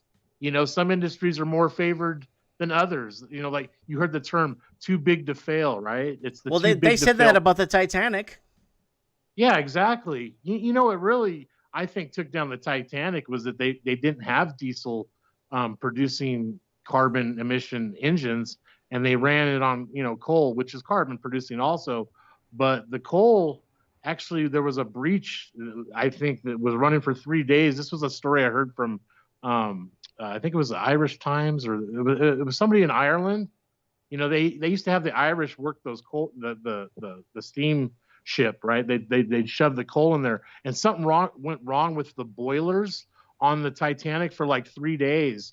You know, because they sailed from one port to another to pick up all the passengers, and what it did is it actually weakened the metal, the hull, right, in the structure of the ship. So I think that was one aspect of that, the Titanic going down. And JP Morgan, one of them skipped that maiden voyage, and a couple of other major banksters skipped that maiden voyage for some weird reason. Exactly. You know, it's a coincidence, but the other bankers that were going to vote against the Federal Reserve were not on that voyage. You know, that's what's fascinating to me. It's like this whole timing, you know, even with the oil market right now, all of a sudden there's these attacks in Saudi Arabia on refineries, right? I mean, well, what was the US dollar based off of? You know, after 1971, you know, they called it the petrodollar. Petrodollar, right? yep. Yeah, and OPEC went in there and controlled all that and all that price fixing and pricing, and you know, we can only take U.S. dollars now because of Nixon for oil, right? I mean, it all boils back down to the funny currency, because that currency has been running on, you know, nothing since 1971. You know, when we were removed from Milhouse Nixon's gold standard. Richard Milhouse Nixon, good old Richard Milhouse Nixon. Well, that's what really truly made our currency worthless, is that it had no resemblance of any kind of bimetallic standard. You know, it made it unsound at that point. So yeah, you could print it into affinity at that point, right? And then you know that all the banks are getting it, so they're through fractional reserve lending and making loans on mortgages. You know, they can create infinite amounts of paper fiat currency. Well, right across Canada right now. Right now in Texas and right now in parts of Florida, bidding wars are going crazy, where homes are going $40,000 to $140,000 over asking. And in Canada, there's homes going $400,000 to $800,000 over asking across in parts of Canada. It's getting so complicated for the average Canadian. They're going to have to go into negative rates, or there's going to be a correction, or we're going to go to war. There's got to be one of the three. Mike, secretly, they're already going into negative rates. You know, that's what I see from my perspective. And I see a super cycle in commodities coming through. There's supposed to be a 90-year cycle. So with the bond market collapsing too, they're going to really lose the grip on the real estate market and all the mortgage fraud that goes on in that market. You know, when a house is sold on the system that we have now, you know, it's usually between a realtor and a licensed broker, you know, and a lot of that fraud happens within that transaction. That's why you see these guys pulling out, you know, 50 grand on a house transaction for doing nothing but writing up a bunch of, you know, paperwork and contracts, right? I mean, we got Stephanie in the comments saying that the Chinese are buying up Orlando right now.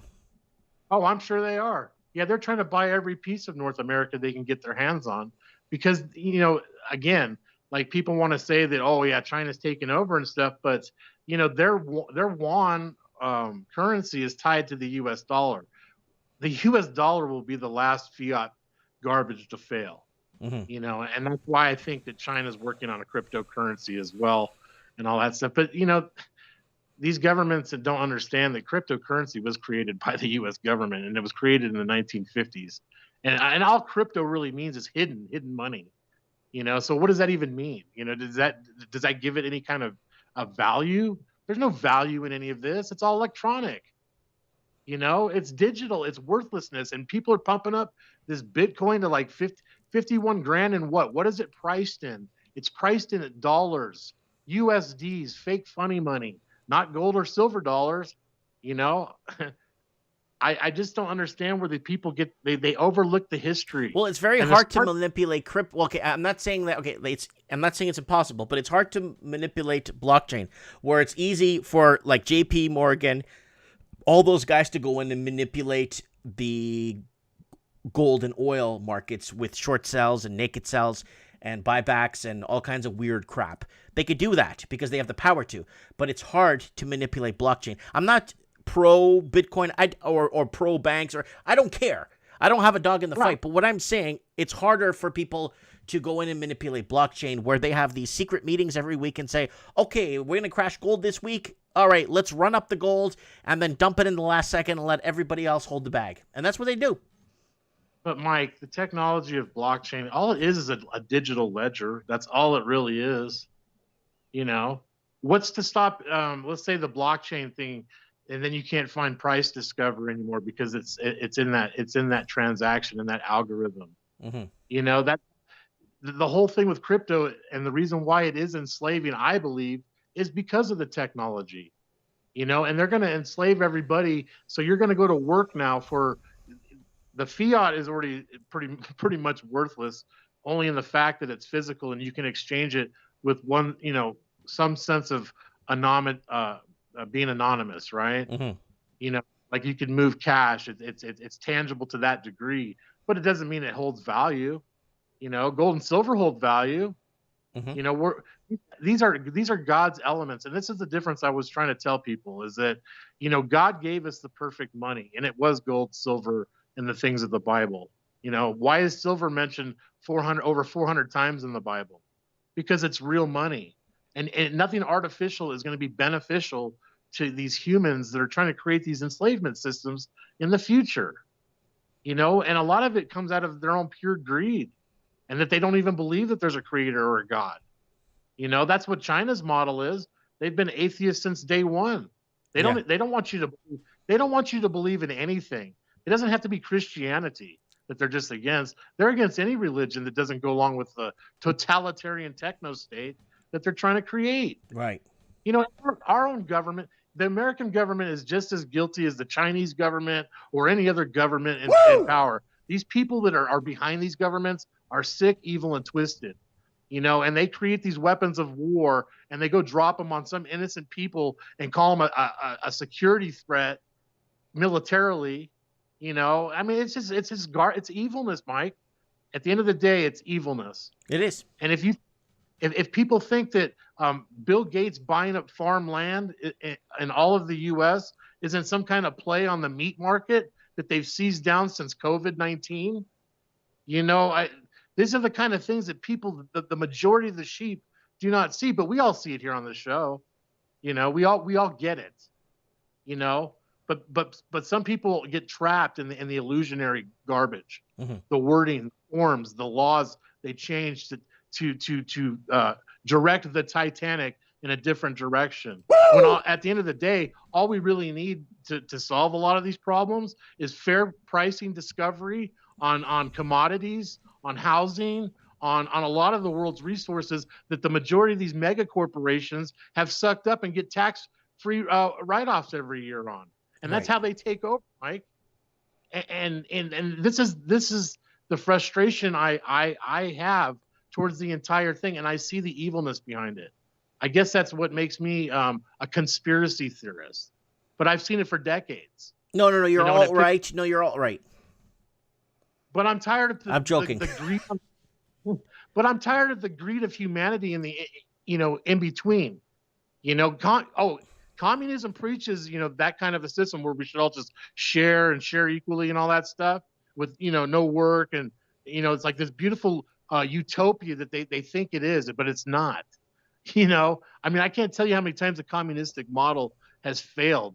Not that the capitalist one is any better, because America hasn't had capitalism since 1873.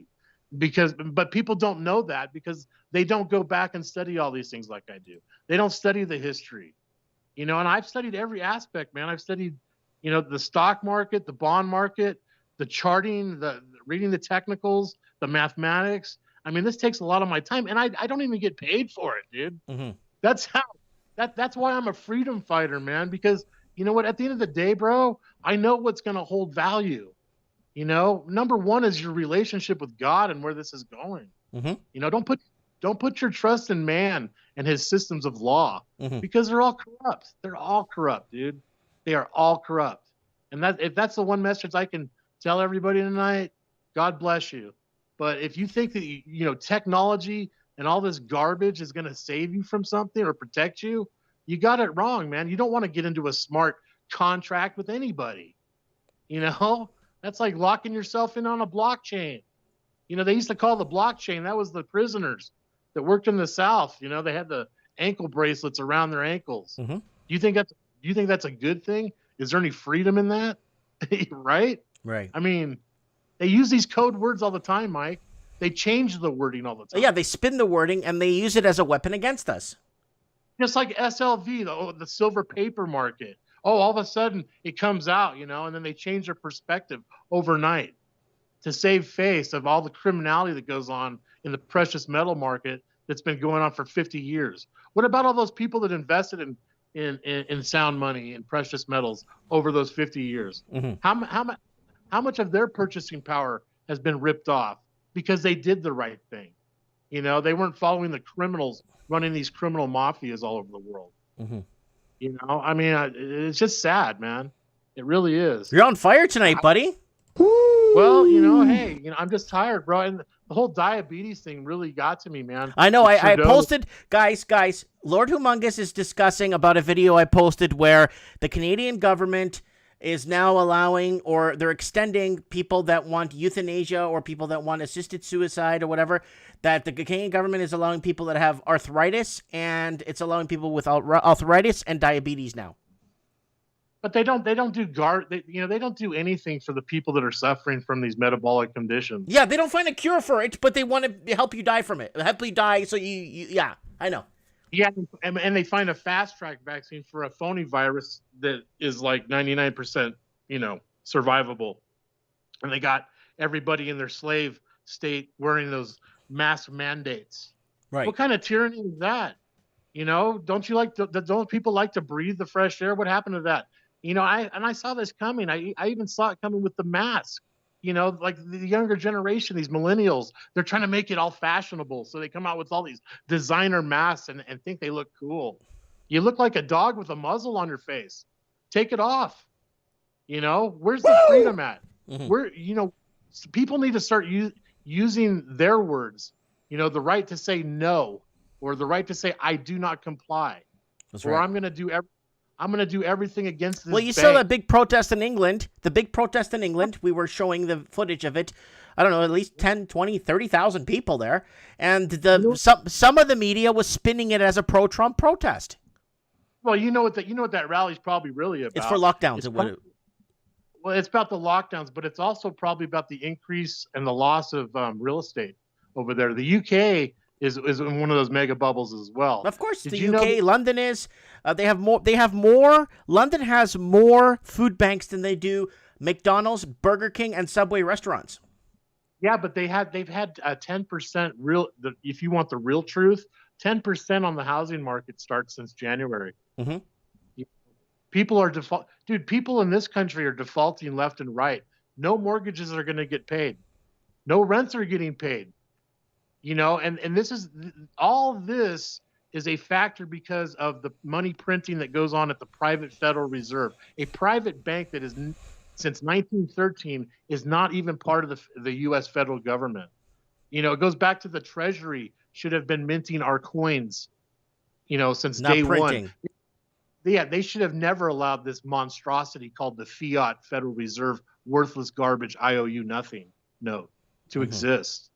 But it did. And it's also the real reason why we went to a lot of wars that happened in Europe. It started over there. Yeah. It's the reason why a guy named Adolf Hitler came to power. The real reason. They won't tell you that history, though. And they won't tell you that Poland invaded Germany twice before Germany retaliated in 1939. They don't tell you that stuff. Exactly, but they sure as hell will tell you if you support a Trump candidate. Yeah, they're writing down your names and putting them in books. Okay, you're one of your leaders in your country, Lord. Occasional Cortex was saying that we should take names and numbers of people and putting them in a database so they can't get a job anymore if they voted for Trump. Yeah, well, that's the old World War II fight now, isn't it, Mike? Mhm. Isn't that what World War II is really about? Adolf Hitler was fighting, and the so-called Nazis, were fighting the communist Bolsheviks. That was one of their main enemies. But on the backside of that, you had the capitalist America that got dragged into World War II. You know, we tried to avoid World War II, and then all of a sudden that thing happened with Pearl Harbor. Remember that? Yep. Yeah. Well, who was the president at that time? It was FDR, Roosevelt. Franklin Delano Roosevelt. Yeah, and I heard that he was very sort of a closet communist, and Americans were duped into voting for the guy for 4 times on a 4-time term. I mean, come on. People don't study the history, and they don't study the finance that went behind it.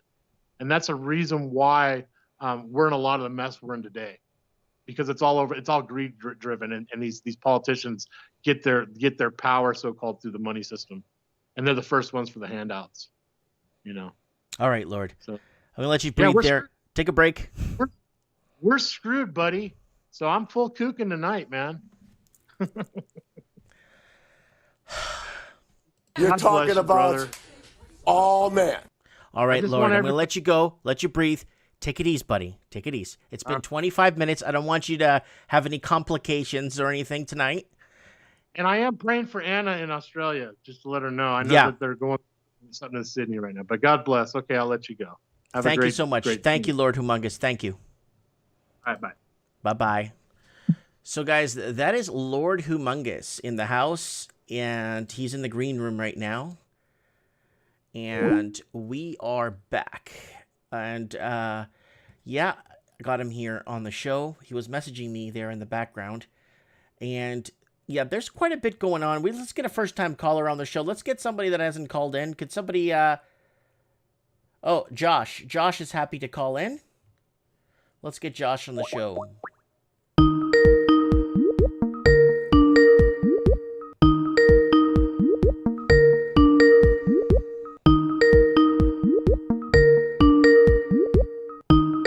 Hopefully Josh can set some light. Josh, you there, buddy? Hey, Mike, I'm there. How you doing? Everything okay? Everything is good. How are you, my friend? I'm doing fine. So we're talking about war, and we're kind of discussing the Alaska summit and what's happening there.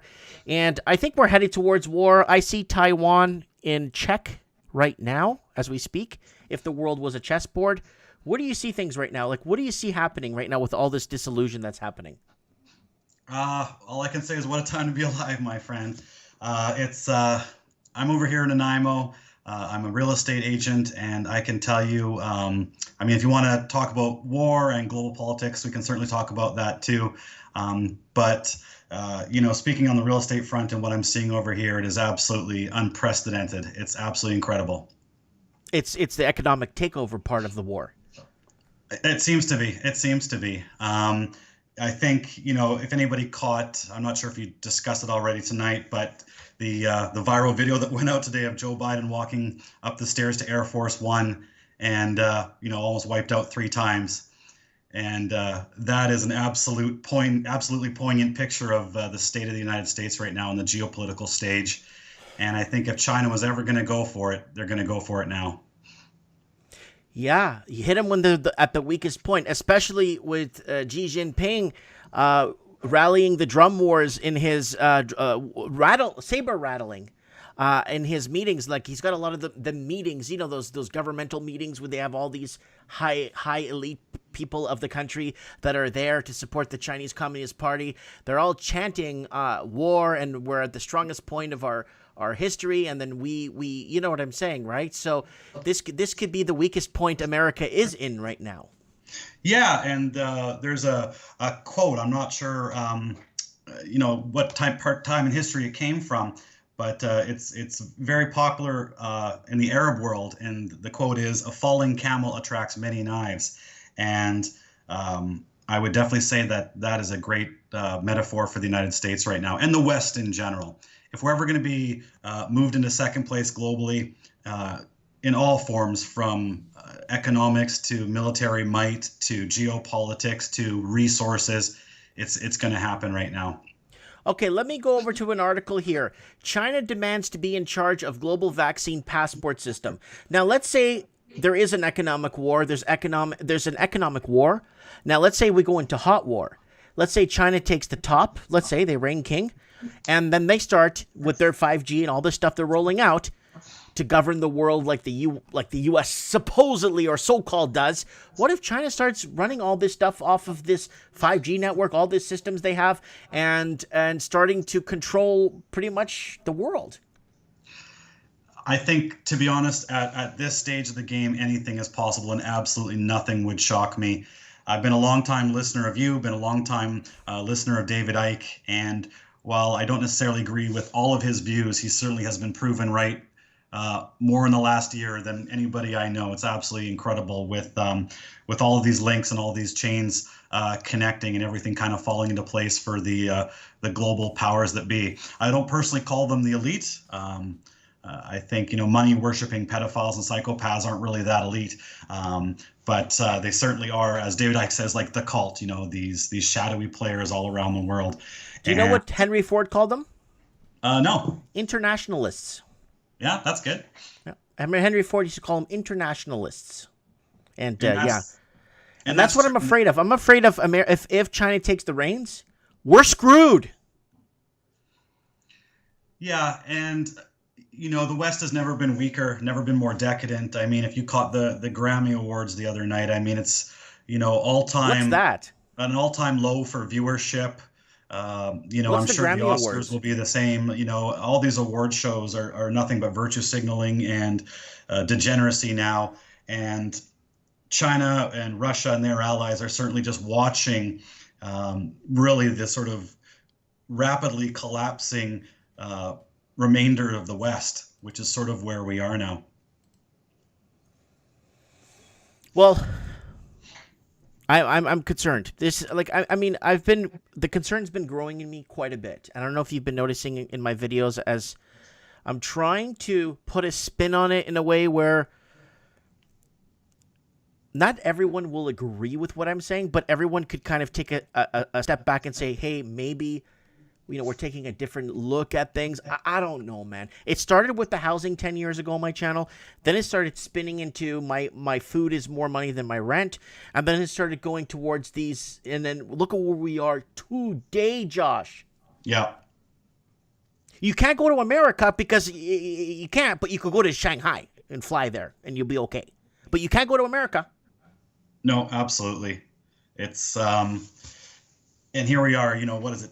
13 months, 14 months, and still going strong. And they're talking about, new variants and this and that. And they can keep this rolling for really as long as they want. And what has continued to disappoint me and really shock me was just how quickly everyone was to lay down to this and to lose all of their rights and freedoms and to allow themselves to be subjugated. And the one thing, Mike, that I really realized through this whole thing, which really, really saddened me, and it still does every time I think about it, is that to probably about 98% of the population, particularly of the West, people don't want to be free. They want to be ruled. They want the government telling them how to feel. They want the government telling them how to vote and how to think. And it's amazing that, in 80 years since World War II, all those people that fought and died for our freedoms, their grandchildren and their children, and even some of them that are still alive, are undoing everything they fought and died for. It's heartbreaking, but that is the state of the world today. It's unbelievable. Mm-hmm. We got Layla saying Mike is still buying into the China thing. No, China's right in our backyards. Okay? They're in our real estate. They're in our minds. They're in everything. Not our minds, our minds. Now they're contracting to build highways in Canada, and they're contracting to build highways across Africa. Why?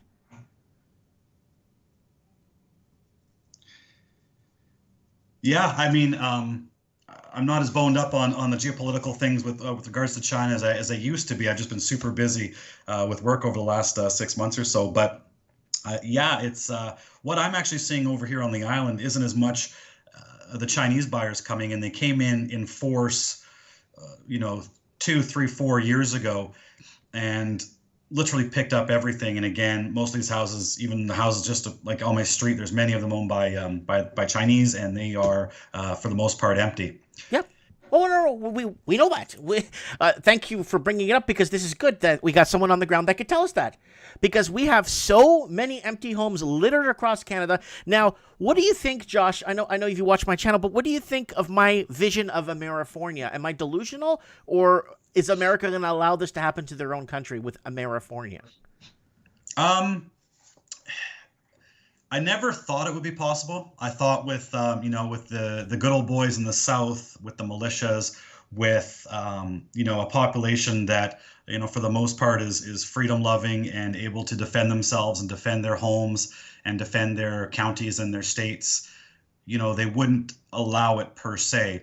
I don't know if the will exists anymore, Mike. It's been just eroding for so long that even if you do have a heavily armed population that believes in freedom, that believes in liberty, and is prepared to fight and die for it, if they don't have the will anymore, and people will always rally around the flag until you can really change what that flag means, and that's what they're doing. I can't imagine too many people would be willing to fight and die for the nations we have in front of us right now, because they're almost unrecognizable. Right. And so, as I said, I think if China was going to go for it, I think in the next couple of years, they will. And they've already been, from what I've read and from what I understand, Taiwan is already a gimme. They've already sort of done some backdoor deal that says, China can have their way with Taiwan, just like, is sort of occurring with Hong Kong right now. And, Iran will be able to get nuclear weapons, and all these things are going to happen. The wild card that I've always watched and continue to watch is Israel, though. Since their formation, they've known they cannot rely on anyone else to come and help them or bail them out. They are on their own, and they're prepared for that, and they've always approached the geopolitical stage from that vantage. And they're keeping a very close eye on Iran.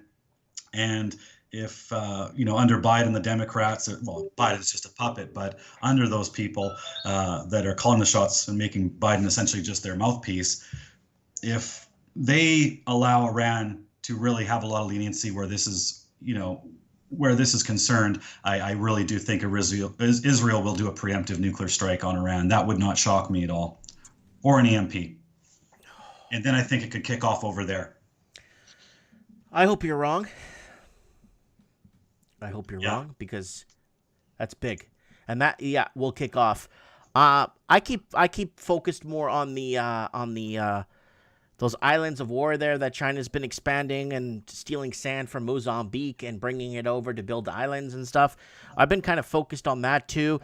More, I'm seeing Taiwan as checkmate right now, and I think if nothing happens within the next 5 weeks, it might blow over as whatever, and then things will go on, and then we'll focus on other things. Maybe they'll be talking about the 6th and 7th wave. You know what I mean? Yeah. Yeah, absolutely. But I'll give it 5 weeks with Taiwan, and if the tensions don't build, if you start to see it fizzle out, then we could go back to the whole Iran versus That's why Iran is pushing right now. I have people that have messaged me from Iran that have told me that Iran is pushing for peace with Iraq, and that's not good for the West, because if they have peace and they become friends, then guess what happens? Things start to happen, and they start becoming allies, and that's what they don't want here in the West. They dread an Iran Iraq alliance. That's dreadful for the West, right? Yeah, absolutely. And with the oil over there, it wouldn't take much in terms of any kind of, not even necessarily nuclear, but any sort of large-scale conflagration over there for, oil prices to go, into the stratosphere. And I think that's coming. I think, we are going to see probably $200 a barrel of oil, $300 for a barrel of oil. I said oil's going to hit $100 a barrel by the end of this year.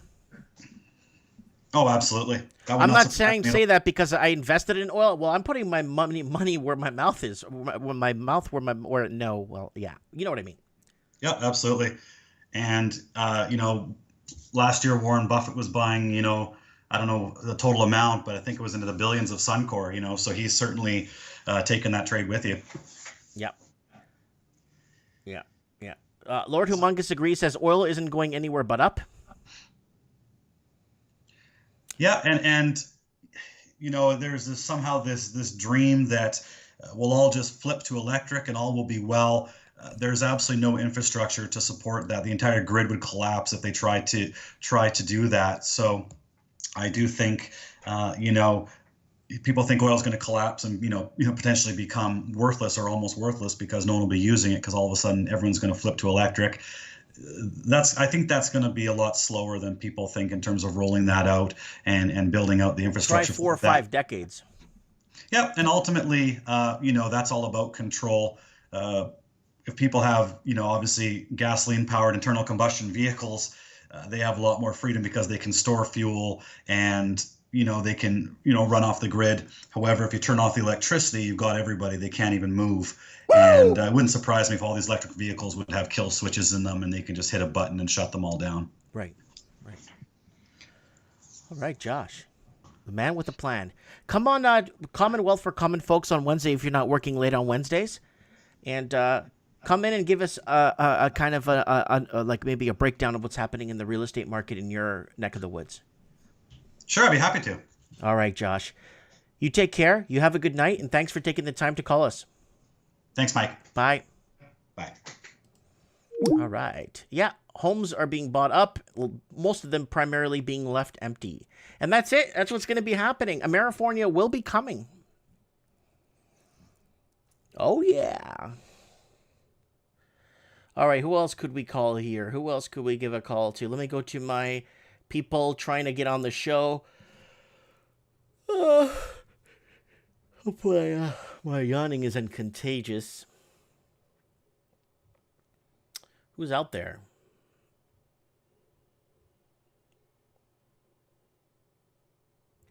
See who's out there. First-time callers. Any first-time callers out there? You're listening to Mike in the Night. You're talking about all men. Yep, China's already making plastic rice. Yeah, that's been in the works for years. We've been covering that. We covered that years ago, actually. So we got... What's going on? So the U.S. and China preparing for war, and Australia's caught in the crosshairs. U.S. officials who are ready to fight China over Taiwan don't understand how much is at stake. United States-China talks sink to the war of words. So they had a... Let's see if this thing says something here that makes sense to put on the show here. Oh, this thing is slow, man. What kind of server? It's the Independent. That's why. Well, good afternoon. So China's actions threatens rules-based order that maintains global stability. There's talking here. Hold on. Thank you very much for making the journey to meet with us. Today, we'll have an opportunity to discuss key priorities, both domestic and global, so guys, this is at the Alaska Summit yesterday. China can better understand our administration's intentions and approach. We'll also discuss our deep concerns with actions by China, including in Xinjiang, Hong Kong, Taiwan, cyber attacks on the United States, economic coercion toward our allies. Each of these actions threaten the rules-based order that maintains global stability. That's why they're not merely internal matters and why we feel an obligation to raise these issues here today. I've said that the United States relationship with China will be competitive where it should be, collaborative where it can be, adversarial where it must be. So that's from the little clip there from the Alaska Summit there. Both sides are trading sharp barbs in an unusual public way at the Alaska meeting, with the U.S. accusing the Chinese delegation of grandstanding and Beijing firing back, saying there was a strong smell of gunpowder and drama that was entirely the fault of the Americans. So that's what the Independent is saying there. Then we got China and Taiwan to face off in pineapple war. Who likes pineapple on their pizza? So what is RT? German police clash with protesters. Look at this. And Kazal demonstration against COVID restrictions. Okay, watch Ukrainian presidential office. They're burning there. There's a lot of unrest.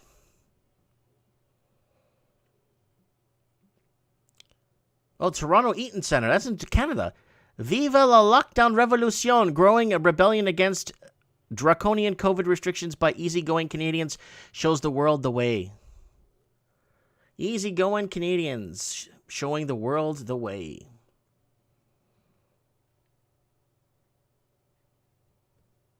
So Biden and Blinken's unprovoked attacks on Russia and China backfire. Because if you live in a glass house, you don't throw stones. That's what's art. That was what the other major continent northeast of Europe is saying. Then we got Press TV, we get news from the Middle East there. What else do we got going on?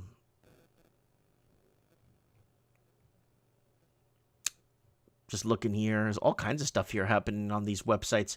Like, it's news that you don't really see in the West here. And then you obviously have the South China Morning Post. I like to look at this sometimes too. Alaska talks. Officials take on one China, reveals two opinions on Taiwan. And U.S. Japan agree to work together in the event of Beijing-Taiwan clash, sources say. Guys, I'm telling you, they're building up alliances. Treasurers from mysterious civilization could rewrite history of China. And Miami Beach imposes curfew after uncontrollable crowds, restaurant fights. Yeah, I've been hearing about restaurant fights like crazy, man. People ripping each other apart. So here it is. A history of anti-vaxxers and how conspiracies have long gone viral. So here it is. Thailand has high hopes that cannabis can cure the COVID blues. So our friends back in Thailand, we should give him a call and ask him if he's partying up there. You know what I'm saying? He sent us some footage last time, and he was partying in Thailand. Last time we spoke to him on the show, he was sending us some videos, right? So who else we got? So it's pretty 200 people, over 200 watching the show. Thanks for coming on. You're talking about all men. Oh, yeah. So thank you for coming on the show tonight, guys. Guys, I just want to plug next week's show, if that's okay. I want everyone to come on Mike in the Night next week. If that's okay, I would like everyone to come on Mike in the Night. Guys, come on Mike in the Night like next week if you can. Next week's show is The Real Reality. So if you guys want to call in and be part of the show, set your reminders. Hopefully, YouTube will actually send you the reminder. Come on the show next week if you can, guys. Send me your show tips on Instagram, guys, please. Instagram them. Do not send anything to me on Facebook because it's getting taken apart. Please don't send anything on Instagram. On Facebook. Facebook is bizarre. And lots of messaging here. Guys, don't forget to... Facebook doesn't even work. No one even sees my stuff. Guys, Teespring, don't forget to buy something if you're bored. You want to add something to your clothing or a new mug or something. Guys, don't forget to check artbydano.com. Artbydano.com. Not your typical art. Lots of cool stuff. Shipping, cheap shipping, beautiful products. And he could commission some work for you. Artbydano.com. And music by Ralphie.co.New Zealand. Don't forget to check him out. Also, don't forget to donate. I'm going to donate to this thing later. If you guys don't mind checking this out and voting here. Ralphie.co.New Zealand. And if you want to donate to the 24-hour radio, he's got some good stuff there. Yeah, there it is right there, guys. All right. It is Mike in the Night. People are tuning in across the Commonwealth. Hearing some weird noise behind me. I hope it's not my cat trying to rip. Hope it's not my cat caught stuck in the room there. But let me check if my cat's stuck in the closet there. Give me a sec, guys.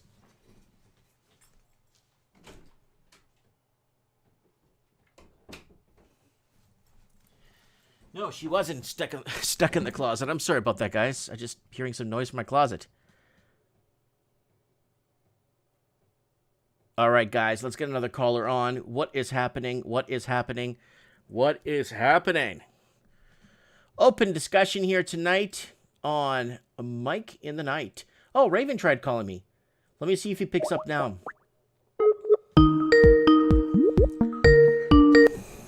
Hey, Mike. Yo, what's up, buddy? Are you in a better zone to talk? I'm outside. It's actually nice out. Okay. So what's going on, buddy? Oh, not much. Just hanging out. Listening to the show. So what's going on? I know something's on your mind because you've been very active in the comments lately. I don't know. Everything's on my mind. Pick something. You know what I was thinking about today? We tend to not talk about things that happened in the past. We have to go back and revisit everything that happened and take another look at it and reevaluate, because sometimes those things become more clear over time. Well, that's what I've been doing with my last few videos I've been watching. I've been leaving links or cookies in the video to go back to a video from 2 years ago I made, or 3 years ago, or 4 years ago. I've been doing that a lot lately. I don't know if you noticed. Yeah, and sometimes when you look back, you think, you know what? That's what that was about. Like the repo market. Remember when that September 16th, that spike from 2 to 10%? Yes. Fed had to step in. That was the bankers at a higher level, but not high level, but that was bankers at a certain level catching wind of what was coming. Yes. That's what I think. That was catching wind of what was coming. Remember the 100, 200 CEOs that stepped down in November, December, and we thought, hey, that's an indicator of a crash coming.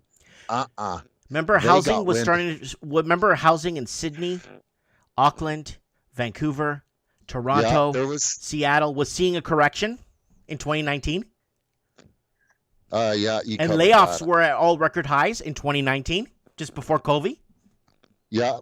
Oh, we were watching, what was it, 2018, 8,300 businesses in the States closed down. 2019, 12,000 and change closed down. We were watching it. We knew it was going down. It was going down for real. And then it was. It was done. We were insolvent. All countries were insolvent. And we thought, small scale war, something's going to topple this over. But look at how resilient it is. These guys can grab it and just lock it and hold it there. And I don't think it's going to flip until the currencies go digital. That's probably when they're going to flip it. But they're really doing a lot of damage to their currencies. So that's just, everything's hyperinflating, right? You know, look at everything. It's hyperinflating. Mm-hmm. It's unbelievable. So there, I call it, that Brett Johnson, he has the milkshake theory. I think somebody explained that on your show the other day. I have a vacuum theory. That stock market, those equities, they're sucking up everybody's money. Their greed is going in there. The bond market, look at the housing market. Somebody said 870 grand over ask. Throw all of your wealth into those assets. Cryptos, there's another one. Cryptos. There's going to be a transfer of wealth, and we're all going to be left holding the bag. And there's going to be nothing left. And then they have control because you have nothing. You're not going to have anything. People think, if you think you're going to ride off into the sunset and build properties and, look at me, you are delusional. Delusional. This thing's going to come down. People are going to lose what they have. You better very carefully pick how you want to hold your wealth through this. And I don't think you're really going to be able to hold it in anything, even gold and silver, because they're going to regulate that to death too. They'll regulate whatever. They need control. Don't ever lose sight of what they're doing here. And they're serious, and this is going to happen. So that's what I see. People keep saying, cryptos, whatever. Cryptos are great. If they were used properly by honest people, like if the governments weren't corrupt and everything was fair and that, cryptos would have been a great thing. But those were set out as a trap. That's the cheese and the mouse trap. People ran for that. They didn't even realize, we're going to decentralize from the banks. Look at us. We're going to be our own bank. Oh, yeah? You're going to be enslaved, buddy. Lucky if your crypto works within 1 mile radius of your house as you get your company credit to go to your menial job where you'll get your bowl of rice each day. That's about it. That's what I see coming. complete enslavement, loss of your wealth, transfer of wealth. Not going to be good. These guys are setting us up. They lied about inflation for 12 years. All those Janet Yellen, Bernanke, Greenspan, and Powell, they all lied about inflation. They lied through their teeth. 900 PhD people there, they can't figure out we got double-digit inflation. They're lying about everything. Wake up and smell the coffee. We got double-digit inflation. Ask Mitch. He covered it a few times there. We can see it. Look at the house prices. They're going up a third in the last few months. Lumber's up 100 new. Remember the Commonwealth for Common Folks 2 weeks ago? A house in Vancouver went up $43,300 in 1 month. Homes. Yeah, in 1 month. Yep, I remember 1 that. month. Yeah. We're not we're talking about 31 days or 28 or 31 days in 1 month. What I'm looking at right now is selling my last duplex, cleaning it up. I got a cheater suite in it, so people will like that. I think I can pull $400K off that. I'm going to buy some farmland outside the city, 5-10 acres. I'm getting out of the city. I'm going to get to a place where I've got more than just some crazy, and if it blows up, but at least I got land. I think that if you can grow food, if you have that soil and you can grow food, you're going to be printing money. If you can provide people with corn or whatever you can grow, potatoes on that land, you're growing money. That's what I think. That's a very smart idea at this point. I don't think people buying cans of food, putting them in their cupboard is going to help them with this. No, I think it's going to be a little worse than that. And again, that will be control. Take your wealth, take your food. That's control. But is that how they're going to start cleaning up the population? No, I don't think so. I think that comes with probably a virus or something with the vaccines, because I'm trying to wrap my mind around how they're going to do this. Maybe they'll do it with 1,000 cuts.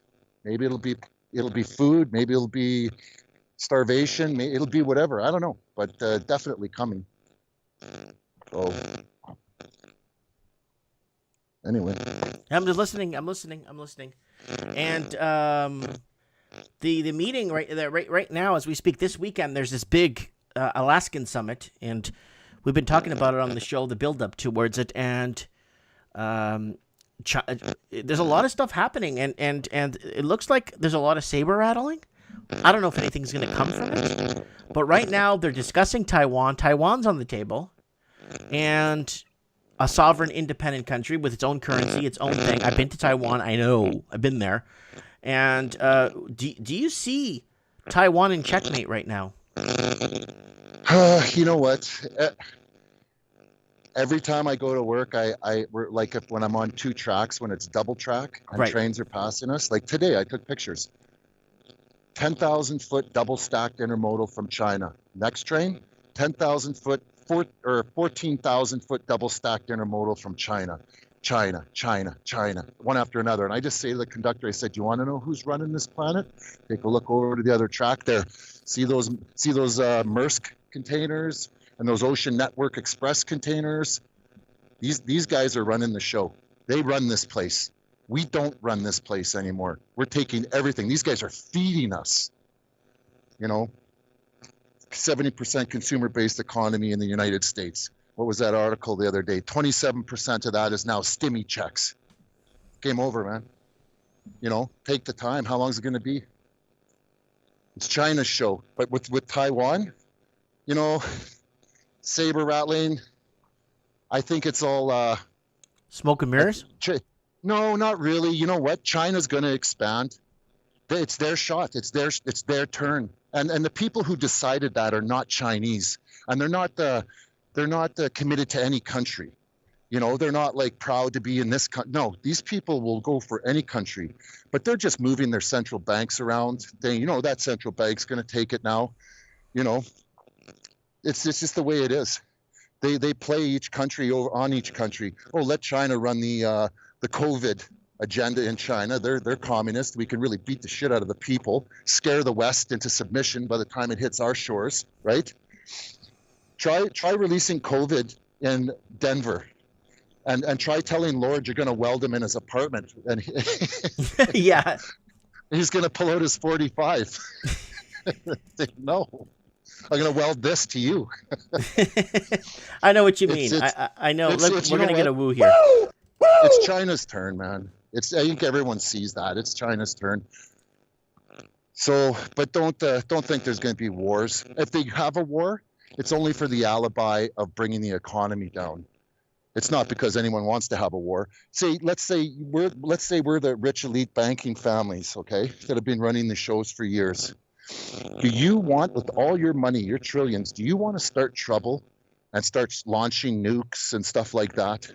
Or do you want to use those nukes as a scare tactic for 7.8 billion people to keep them in control? Because I'll tell you, if I was Rothschild or one of the Rockefellers, there's no way I want conflict. There's no way I want to jeopardize what I have. There's none. That's common sense. I don't want to jeopardize anything.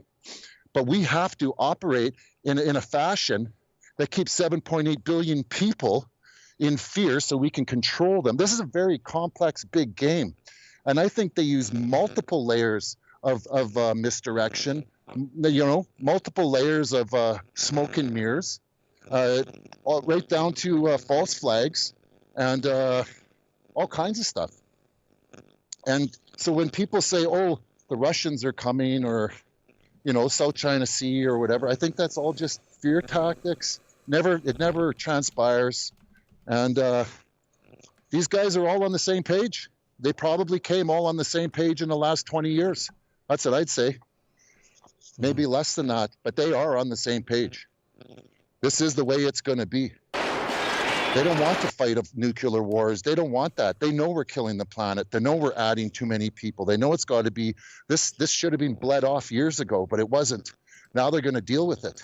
Well, we should have seen a correction in 2010. There should have been a correction, but there wasn't. That's not a correction. We're should have been. We're going into an enslavement system. This is a complete enslavement. These guys are going to own us. Everything we do, everything we spend, everywhere we go, social credit, facial recognition.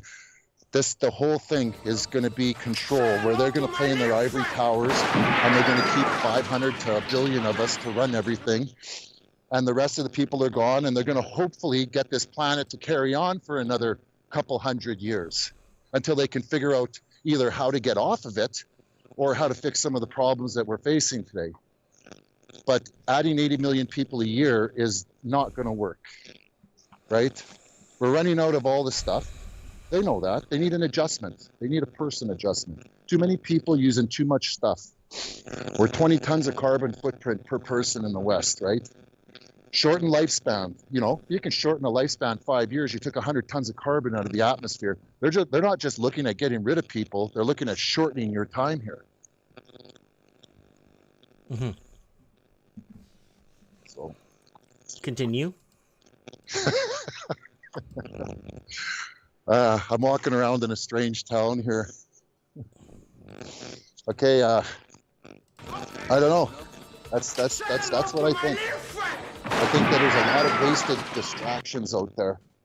Lots of distractions, People aren't like Joe Biden falling. That's that guy just said, that last caller said, Joe Biden falling, going up the stairs. Oh, wait, you can't fall up the stairs. You fall downstairs. Well, he fell 3 times climbing up the stairs. Okay? Oh, don't be silly. I'm joking. I know. I saw it. I know. Okay, woo! Everybody's seen that, right? Pretty much everybody saw that. Joe Biden fell 3 times. Okay, now, maybe he's old. Maybe he fell. Maybe we can't hyperinflate a currency until we have a loss of confidence in our government. Maybe they're building the alibi for that. Never look at it for what it is.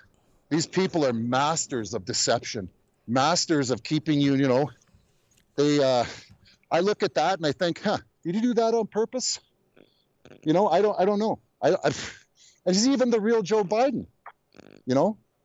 It's just so bizarre. There's so much bizarre stuff with this Biden thing. You don't even know what to believe anymore. He's completely unfit. I think he's part of the plan. They showed an election that was fraudulent on purpose. They did that on purpose. They wanted you to see it on purpose. Loss of confidence in your election process. Loss of confidence in democracy. More division. That's all part of the KGB tactics of demoralizing and dividing the nation.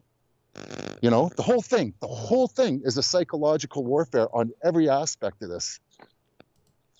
So when you see something like Taiwan, you know, what I do believe is Tanzania, that president, I think you brought it up while I was gone there, but Yeah, I did bring it up, but they're labeling, now the Western media is labeling him as like, you know, like he's misleading his people and like that's what they're labeling him as. And I'm like, wait a minute. We trust or we elect our elected officials to protect us. I think he could be doing the right thing here. Yeah, they liked him. He was nicknamed the bulldozer. Well, here's the problem with that. Country. You know what happens when people like their leaders, right? Their country is going to need some freedom. Yeah. Then someone gets suicided. Well, that country is going to need some freedom pretty soon if everyone loves their leader. And that's a big problem. And that's another thing with that stimulus. We figured about 385 billion goes to the people. 20%, I think it was, out of 1.9 trillion. And then all these multiple payments to all these small countries. And I'm thinking, are these payoffs to these presidents? You know, are they payoffs? Mm-hmm. And I don't even think those payoffs are going to matter. Where's anybody going to hide their money? Where are you going to hide your money?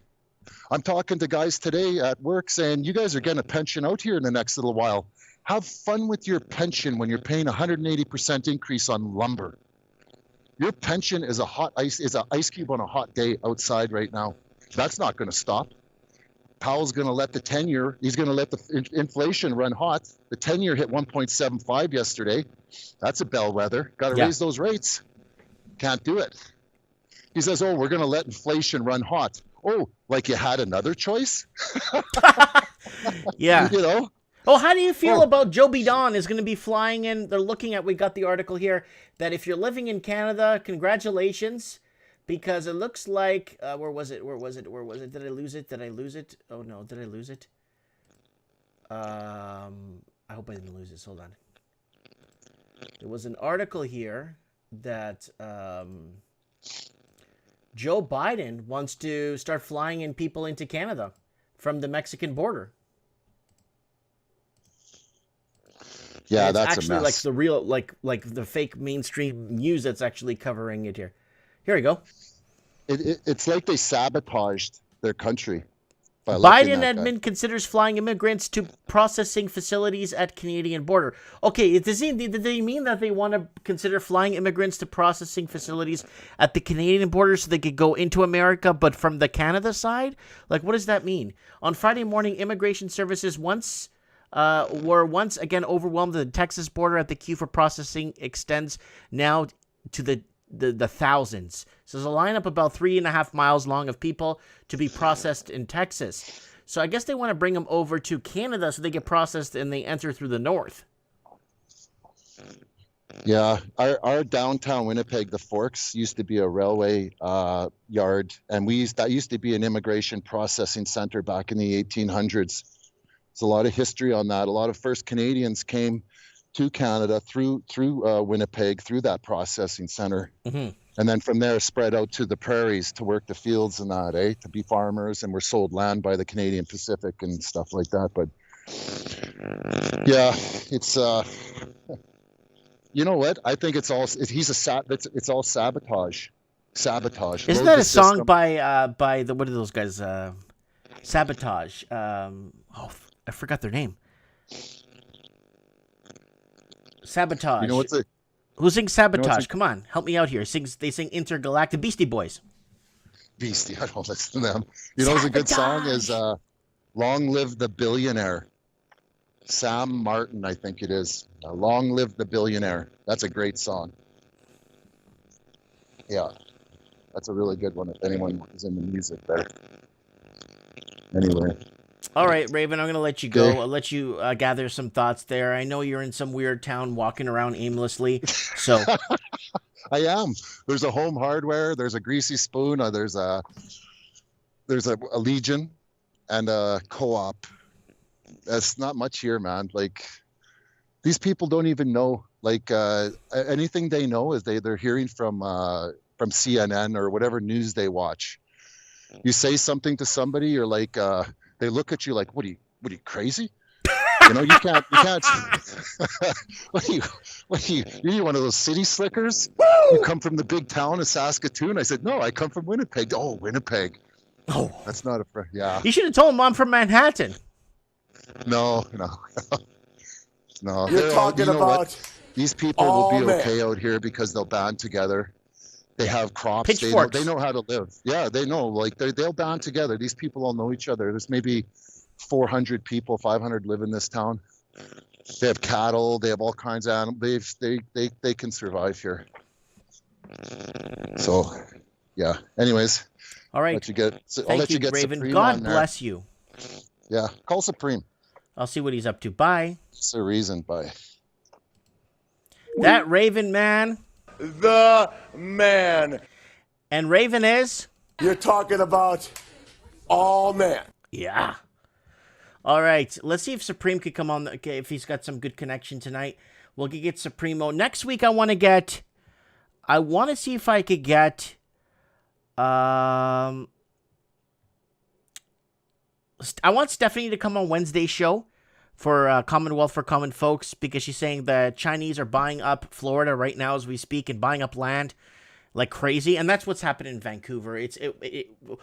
America's 5 years behind. That's why Amerifornia now is starting to kick off. Amerifornia. Oh, you're going to see Amerifornia. And I'm not kidding, man. I ain't kidding. Woo! All right, let's see if we can get Supreme Canyon on. Where is he here? Where are you, Supreme?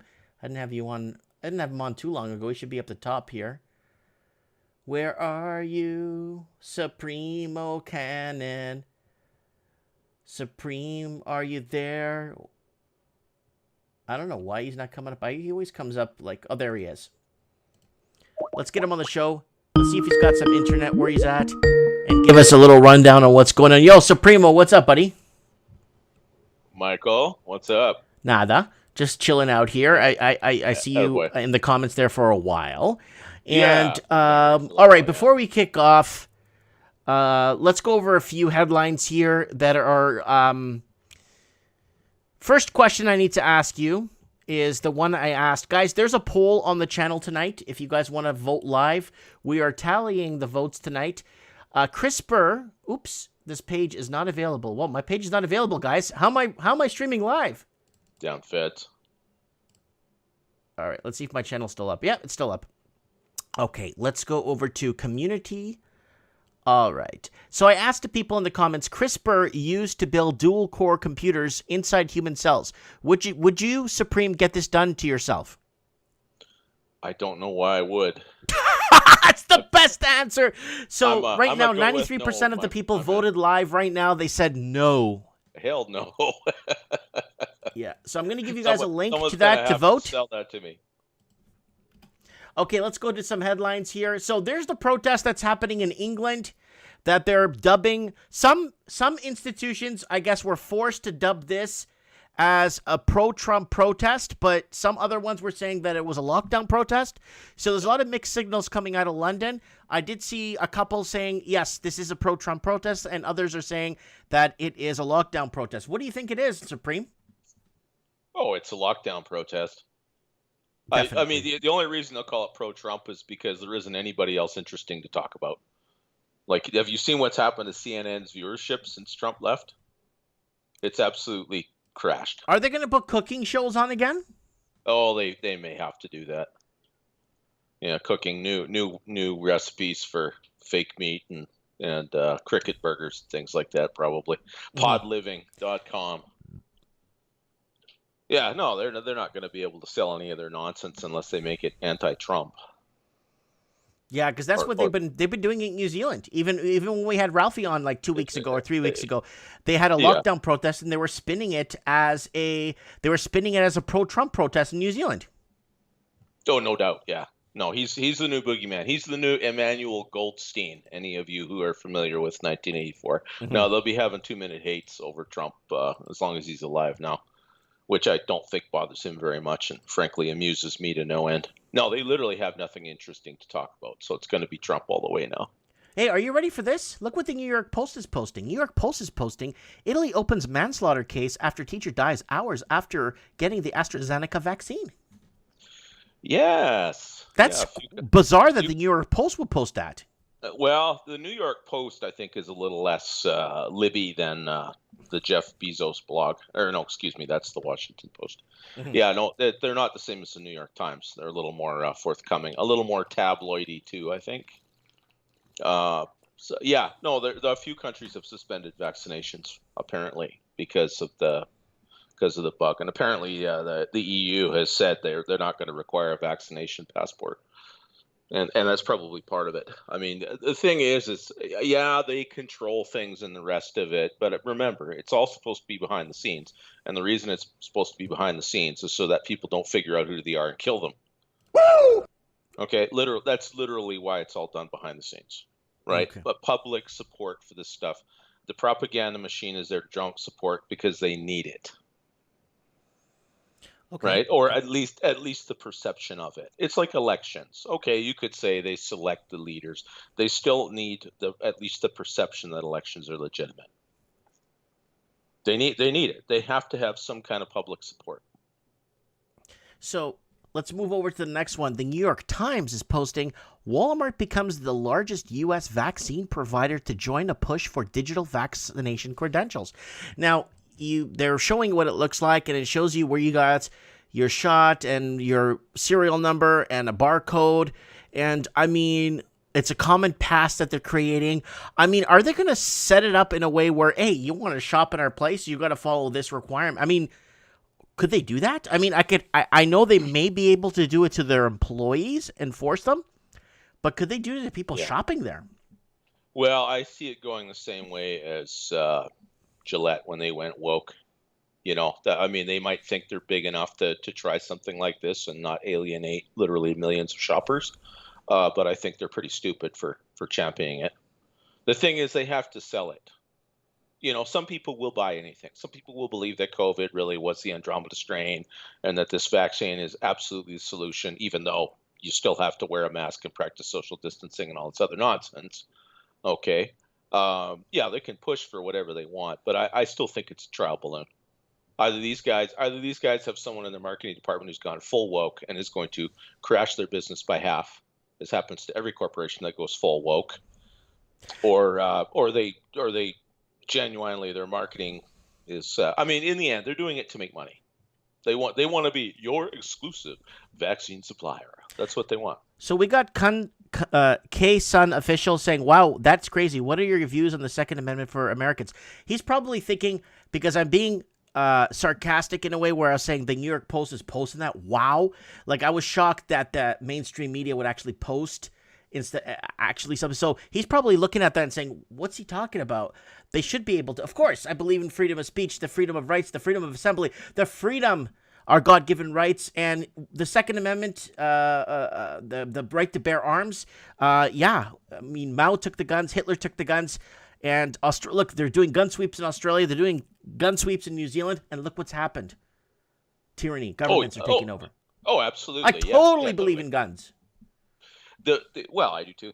Absolutely. The thing about guns is there are so many things that could be done online now. You know, the Second Amendment, I mean, you really think about it. You think of the number of rights and freedoms and privileges that Americans have had surreptitiously taken away from them, especially in the last 100 years, but specifically in the last 50. And every time they talk about some kind of gun restrictions, enough weapons fly off the shelf in a week to outfit the entire Marine Corps and probably the armies of 3 other countries.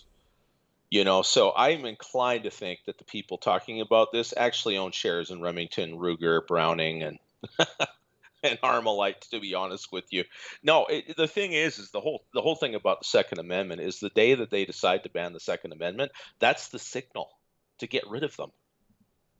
Right. You know, to go to Home Hardware and get all the biggest skill saws you can find, and just basically saw off the District of Columbia and push it out into Chesapeake Bay where it can be properly dealt with naval gunfire, which is really what needs to happen to it. America is older than Washington, D.C., and really doesn't need it. Right. That's how I see it. And I'm a Canadian. So America's the last stand. America is the last stand, but Well, now America they got is this. We were 50 independent states. Well, like a lot of the world was watching this election. Australia, a lot of the conservative Australians were hoping Trump could win because Australians getting sanctioned to death by China. A lot of people don't know that. The news won't tell you that China has been sanctioning Australia with coal, different ores, milk, wine, wheat. Mexico has been buying Australia's wheat lately. You can look it up. But no one looks at that. You know, same thing with New Zealand and all these other countries. Now they want America to become a full liberal, just like Canada is, just like Australia and New Zealand, so they could follow in course, in due time, follow and usher in the incidences that have been happening in our countries, where housing is 26 times our income, where parts of the U.S. is still 4 times your annual income, where in our major cities where there are jobs in existence for younger people, it's 20 to 25 times your annual income. Yeah, it's nonsense. It's absolute nonsense.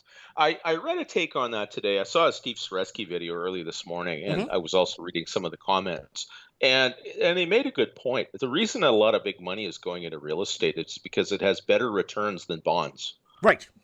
You know, if you have big money, if you're managing like a family office or some big wealth, and you're looking for a real return on your money, and you know that they don't dare raise interest rates for all kinds of reasons, right? That's what all this yield curve control is about. Then essentially you buy an apartment building and your appreciation on it is multiples of what it would get if you parked it in, say, 30-year U.S. Treasuries.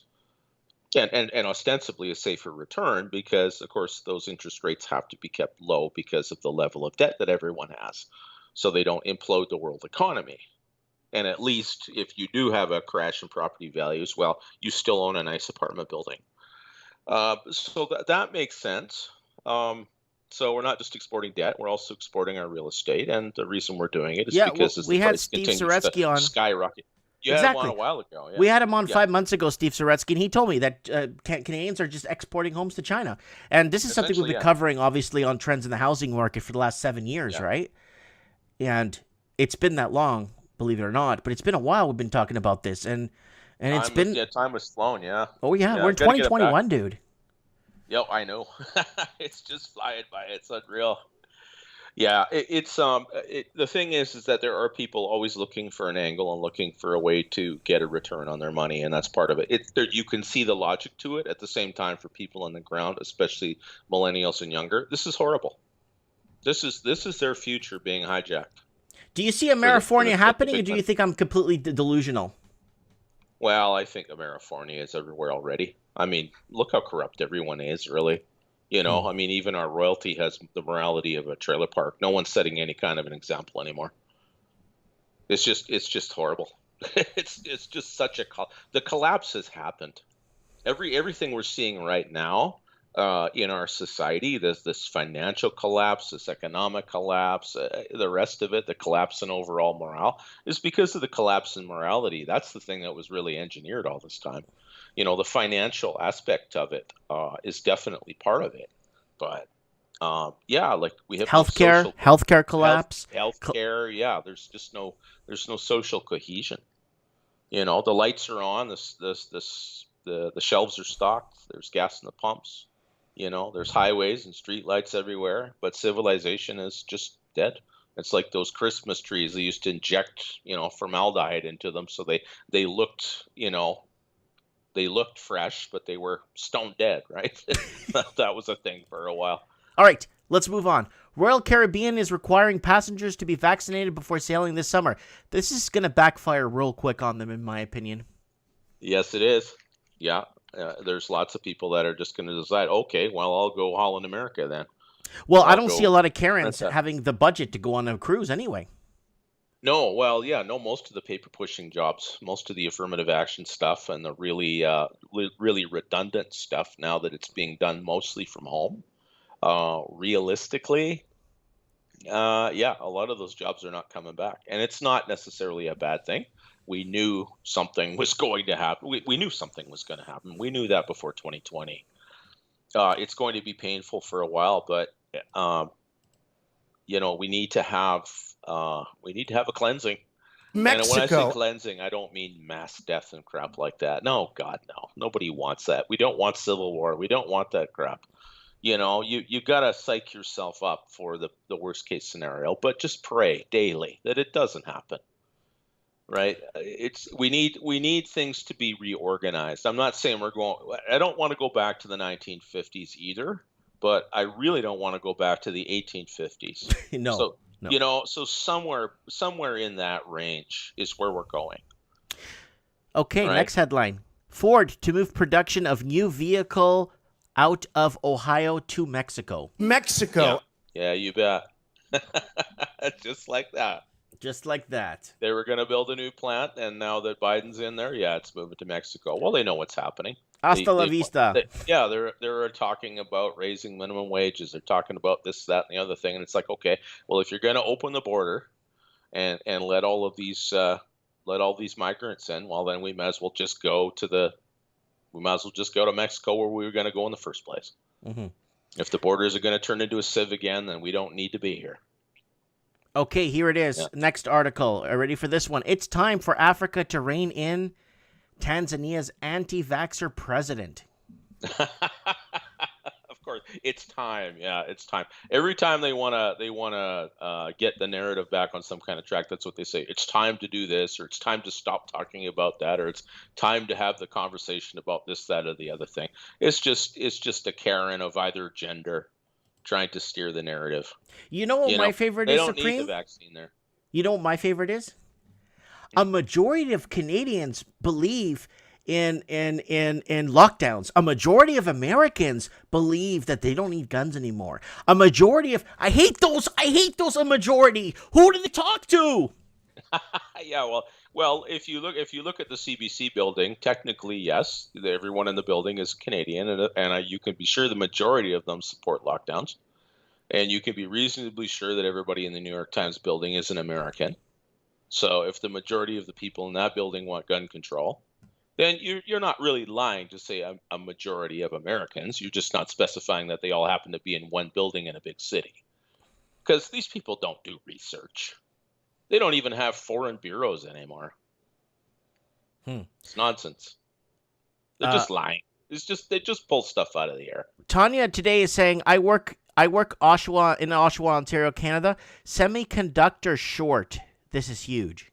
Yes, yeah. Apparently, Ford is pushing F-150s out the assembly line, only partly completed because of a chip shortage. Yep. Yeah, here we go. Yeah, you never know. Maybe we'll get back to vehicles where you could open up the hood and you can actually see all the way around the engine. Remember those times? Yeah, and your starter isn't located in the middle of your motor. That's right. You could change your own points and condenser, and who the heck would even know what those are anymore, eh? You're talking about...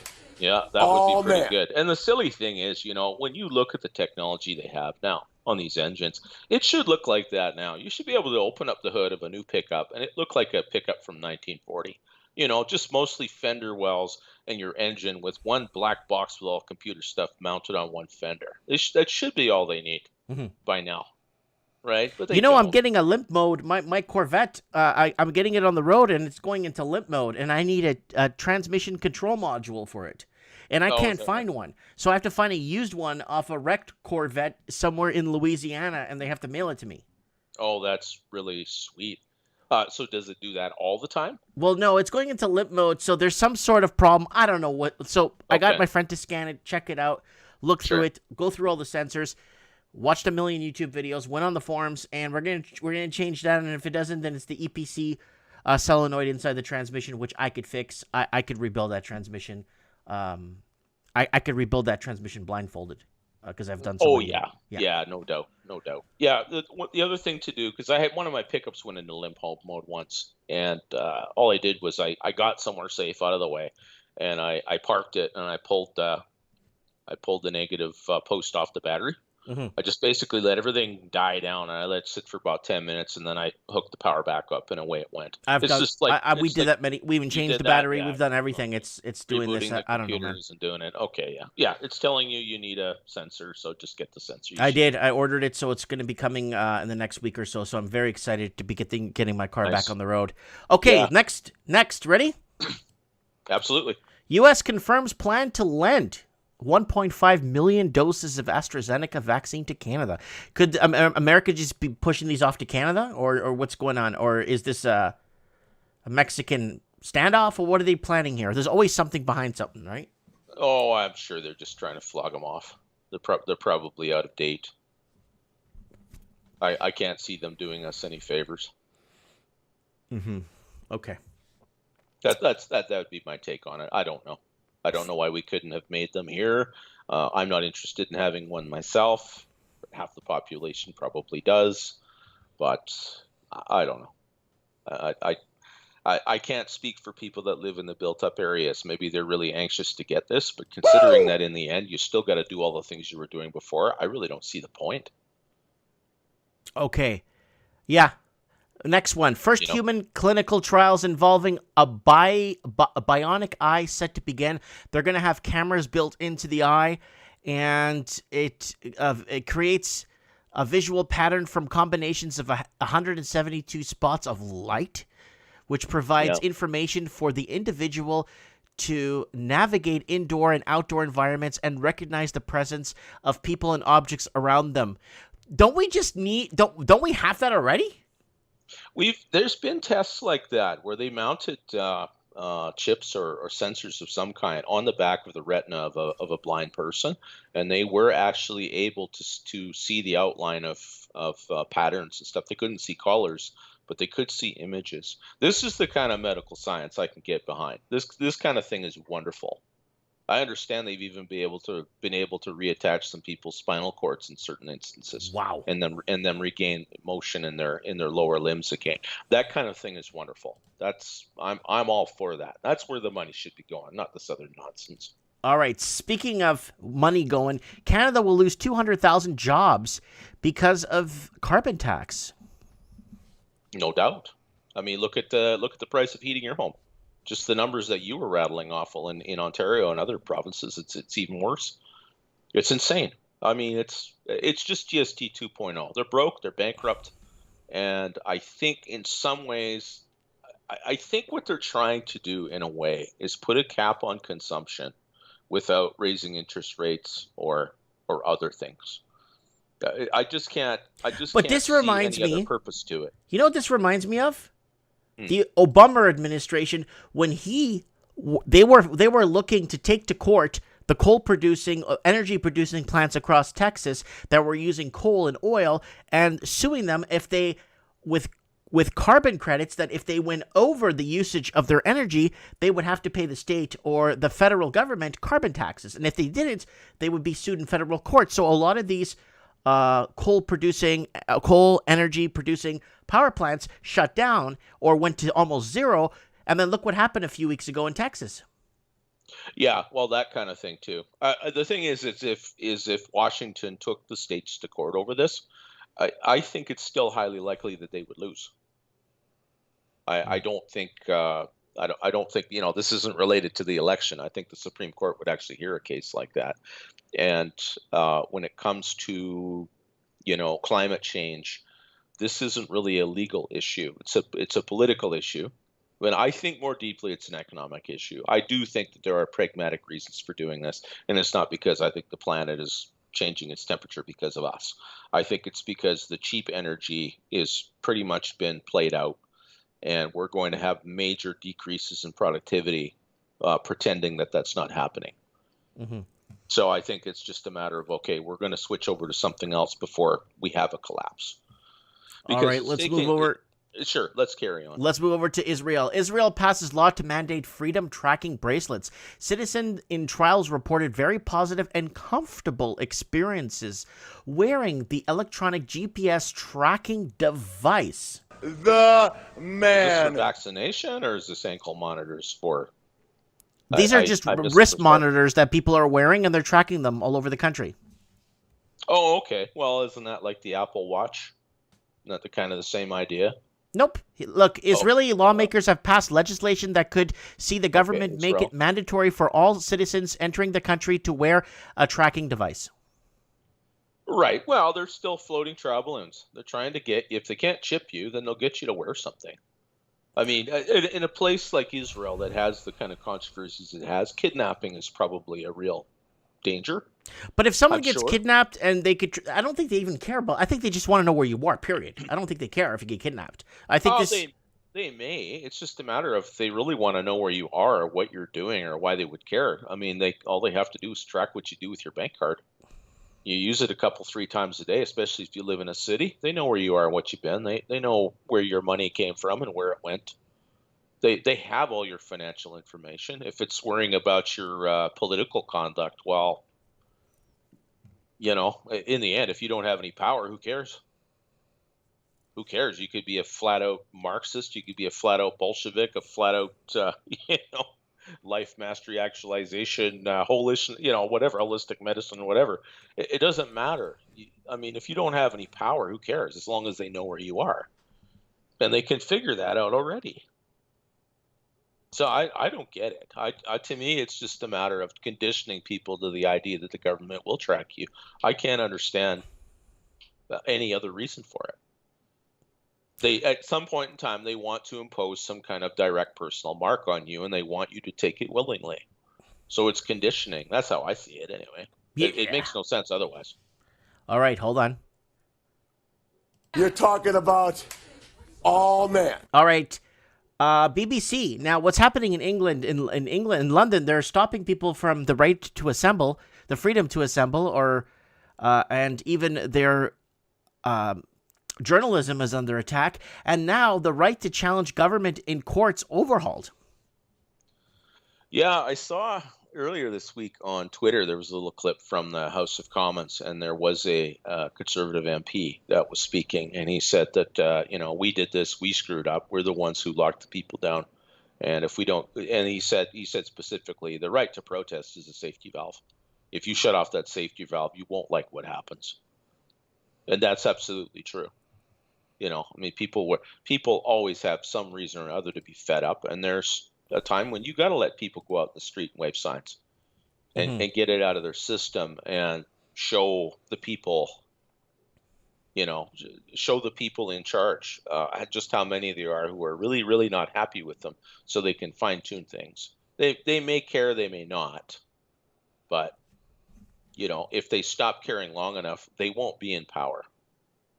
You know, the power of tradition, especially in a place like the United Kingdom, is very strong and very ancient. But they were a republic for a little while too. You know, they had a few kings that lost their head, you know, over the year one anyway, right? So no, it's not unprecedented that the UK could have an overturned government if they keep this nonsense up. You know, the bread and circuses only go so far. Okay, the CRISPR update if you guys want to vote live, CRISPR used to build dual-core computers inside human cells. Would you get it done to yourself? 6% said yes, and 94% has said no so far. So if you want to go live and vote, go ahead. Oh, this keeps going down. I don't know why YouTube keeps taking down my channel. Oh, because it's YouTube. Yeah. It's WokeTube. It's WokeTube. They just annoy you. All right, let's go back to community here. So there it is right there. People are voting in masses. All right, let's keep going here. Biden administration considers flying immigrants to processing facilities at the Canadian border. Yeah, well, a little leapfrog, eh? Yeah, we don't want them just coming over our border, so because there's controversy. Plus, the Texas border has been locked down by Texas. Right? The governor there sent troops to the border because he basically wasn't this is one good development of the Trump years, is that at least some of the states along the border now are saying, no, we don't think we're going to let you flood us anymore. We think we're just going to lock down at least our portion and keep these people the hell out. This isn't your call to make anymore. This is what I want to see. I want to see more states in the union assert their own sovereignty against Washington. Yeah, at the union, the idea of the union is falling apart. The idea of the union is falling apart in a sense. You know what I'd really like to see? Instead of states like California threatening to secede, I'd like to see a convention of Texas. I'd like to see every state up the middle of flyover country and whatever else it's called get together and have a convention of states to actually expel California. Yeah. Just completely flip the tables. You want us to secede? We'll do you one better. We're booting you out. Get the hell out. Just get out. They need to do that. You know, like really, this is like having an abusive roommate. You know, that leaves their crap all over the place and never pays their share of the bills and expects you to do everything. And they're constantly whining about one stupid thing or another. And at some point in time, it'd be nice to just say, get out. You don't pay your way anyway. Mm-hmm. Right? Yeah. Just, you know, and see what happens. U.S. and China. That would be entertaining. Yeah. Yeah. New York and California. Yeah. We're booting you out. We're tired of you.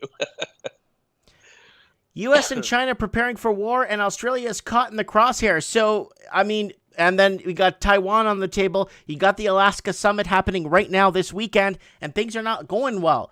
What's happening? Is Taiwan next on the chopping block? Well, that could create some tension.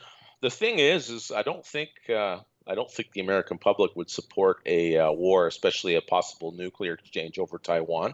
But at the same time, the U.S. has been in Taiwan's corner, and it's been a major trading partner and a producer of semiconductors for so long that if the U.S. decides to let them fall, that's not a good look. You know, so this is a bigger problem for the U.S. than for China, because China could just rattle their saber without actually doing anything, and make the U.S. jump to their tune. But Taiwan is armed to the teeth with American hardware. You know, like it's by no means Supreme. Oh my God, did we leave Supreme Cannon? Hello? I think we lost Supreme Cannon, folks. Well, anyways, we're wrapping up in our third hour. We'll get him on again. And we are wrapping up into our third hour, folks. I can't believe I've been talking for 3 hours. Anyways, guys, let me just quickly plug next week's show, guys. I really want you guys to come on next week on Mike in the Night. And I would like to get some more first-time callers. Next week's show is the real reality. This is what it looks like. So if you guys want to set your reminders for next week's show, the real reality on what's going down. There it is. Next week's Mike in the Night. Don't forget to set your reminders. Share this. Set your reminder and share this. Share this. Get people on the show. Let's get people all over the English-speaking world. We're getting more and more Americans now watching, which is nice. We got, mainly it's Australian and New Zealanders and lots of people from the UK and Canada. And it's good to have lots of Americans coming in because America is in a fight for its identity right now.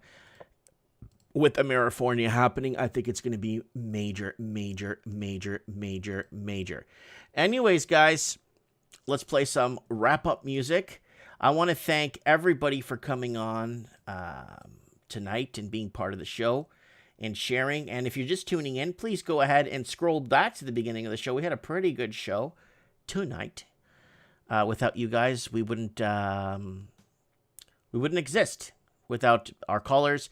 Everybody that comes in here and makes a difference. Well, I want to get Layla on next week. And who else can we get on next week? I want to get some more first-time callers on, please. Don't be shy. It's just me. I'm very easygoing. It's not that, you know what I'm saying? So it'll be nice to get more new people on the show, new fresh blood, to spread the word. Do we want more? As one we have the power to set us free. Mike in the night, I stream. Thank you, Tanya Today. Thank you, Matrix Rip09. Thank you, Order Divine Warrior. Mitch Madden. We'll get Mitch on next week. Supreme Cannon, thanks for, we'll get you on, Supreme. We got V-Man, we got Grindhouse Cartoons. Don't forget to check them at dano.com.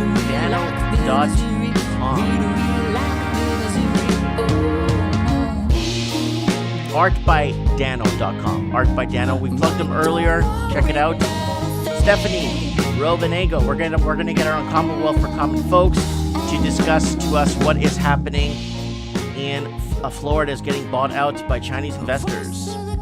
Anna Key will be praying for you. Hopefully the flood subsides. We'll get you on next week's show. You're in Australia. JMB, thanks for coming on. Stephanie, Lenny Poo, thanks for calling in. Lord Humongous. Hummerafadif. I'm just trying to read some of these names here. Peter O'Brien in the house. Layla, of course. Globetrotter Mike in the house. Baron Von Biscuits in the house. Who else we got here? Razi Khan in the house. K-Sun Official in the house.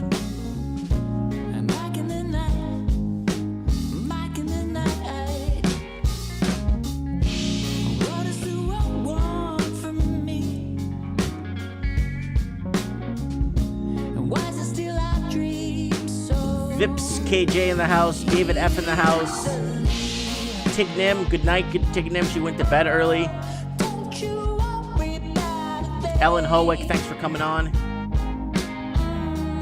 My name's Ric Flair. Thank you, everybody, for coming on. Remember, guys, stay safe, and if you can't, guys, take care. And if you can't take care, please stay safe. Mike Martin signing out. Mike in the Night.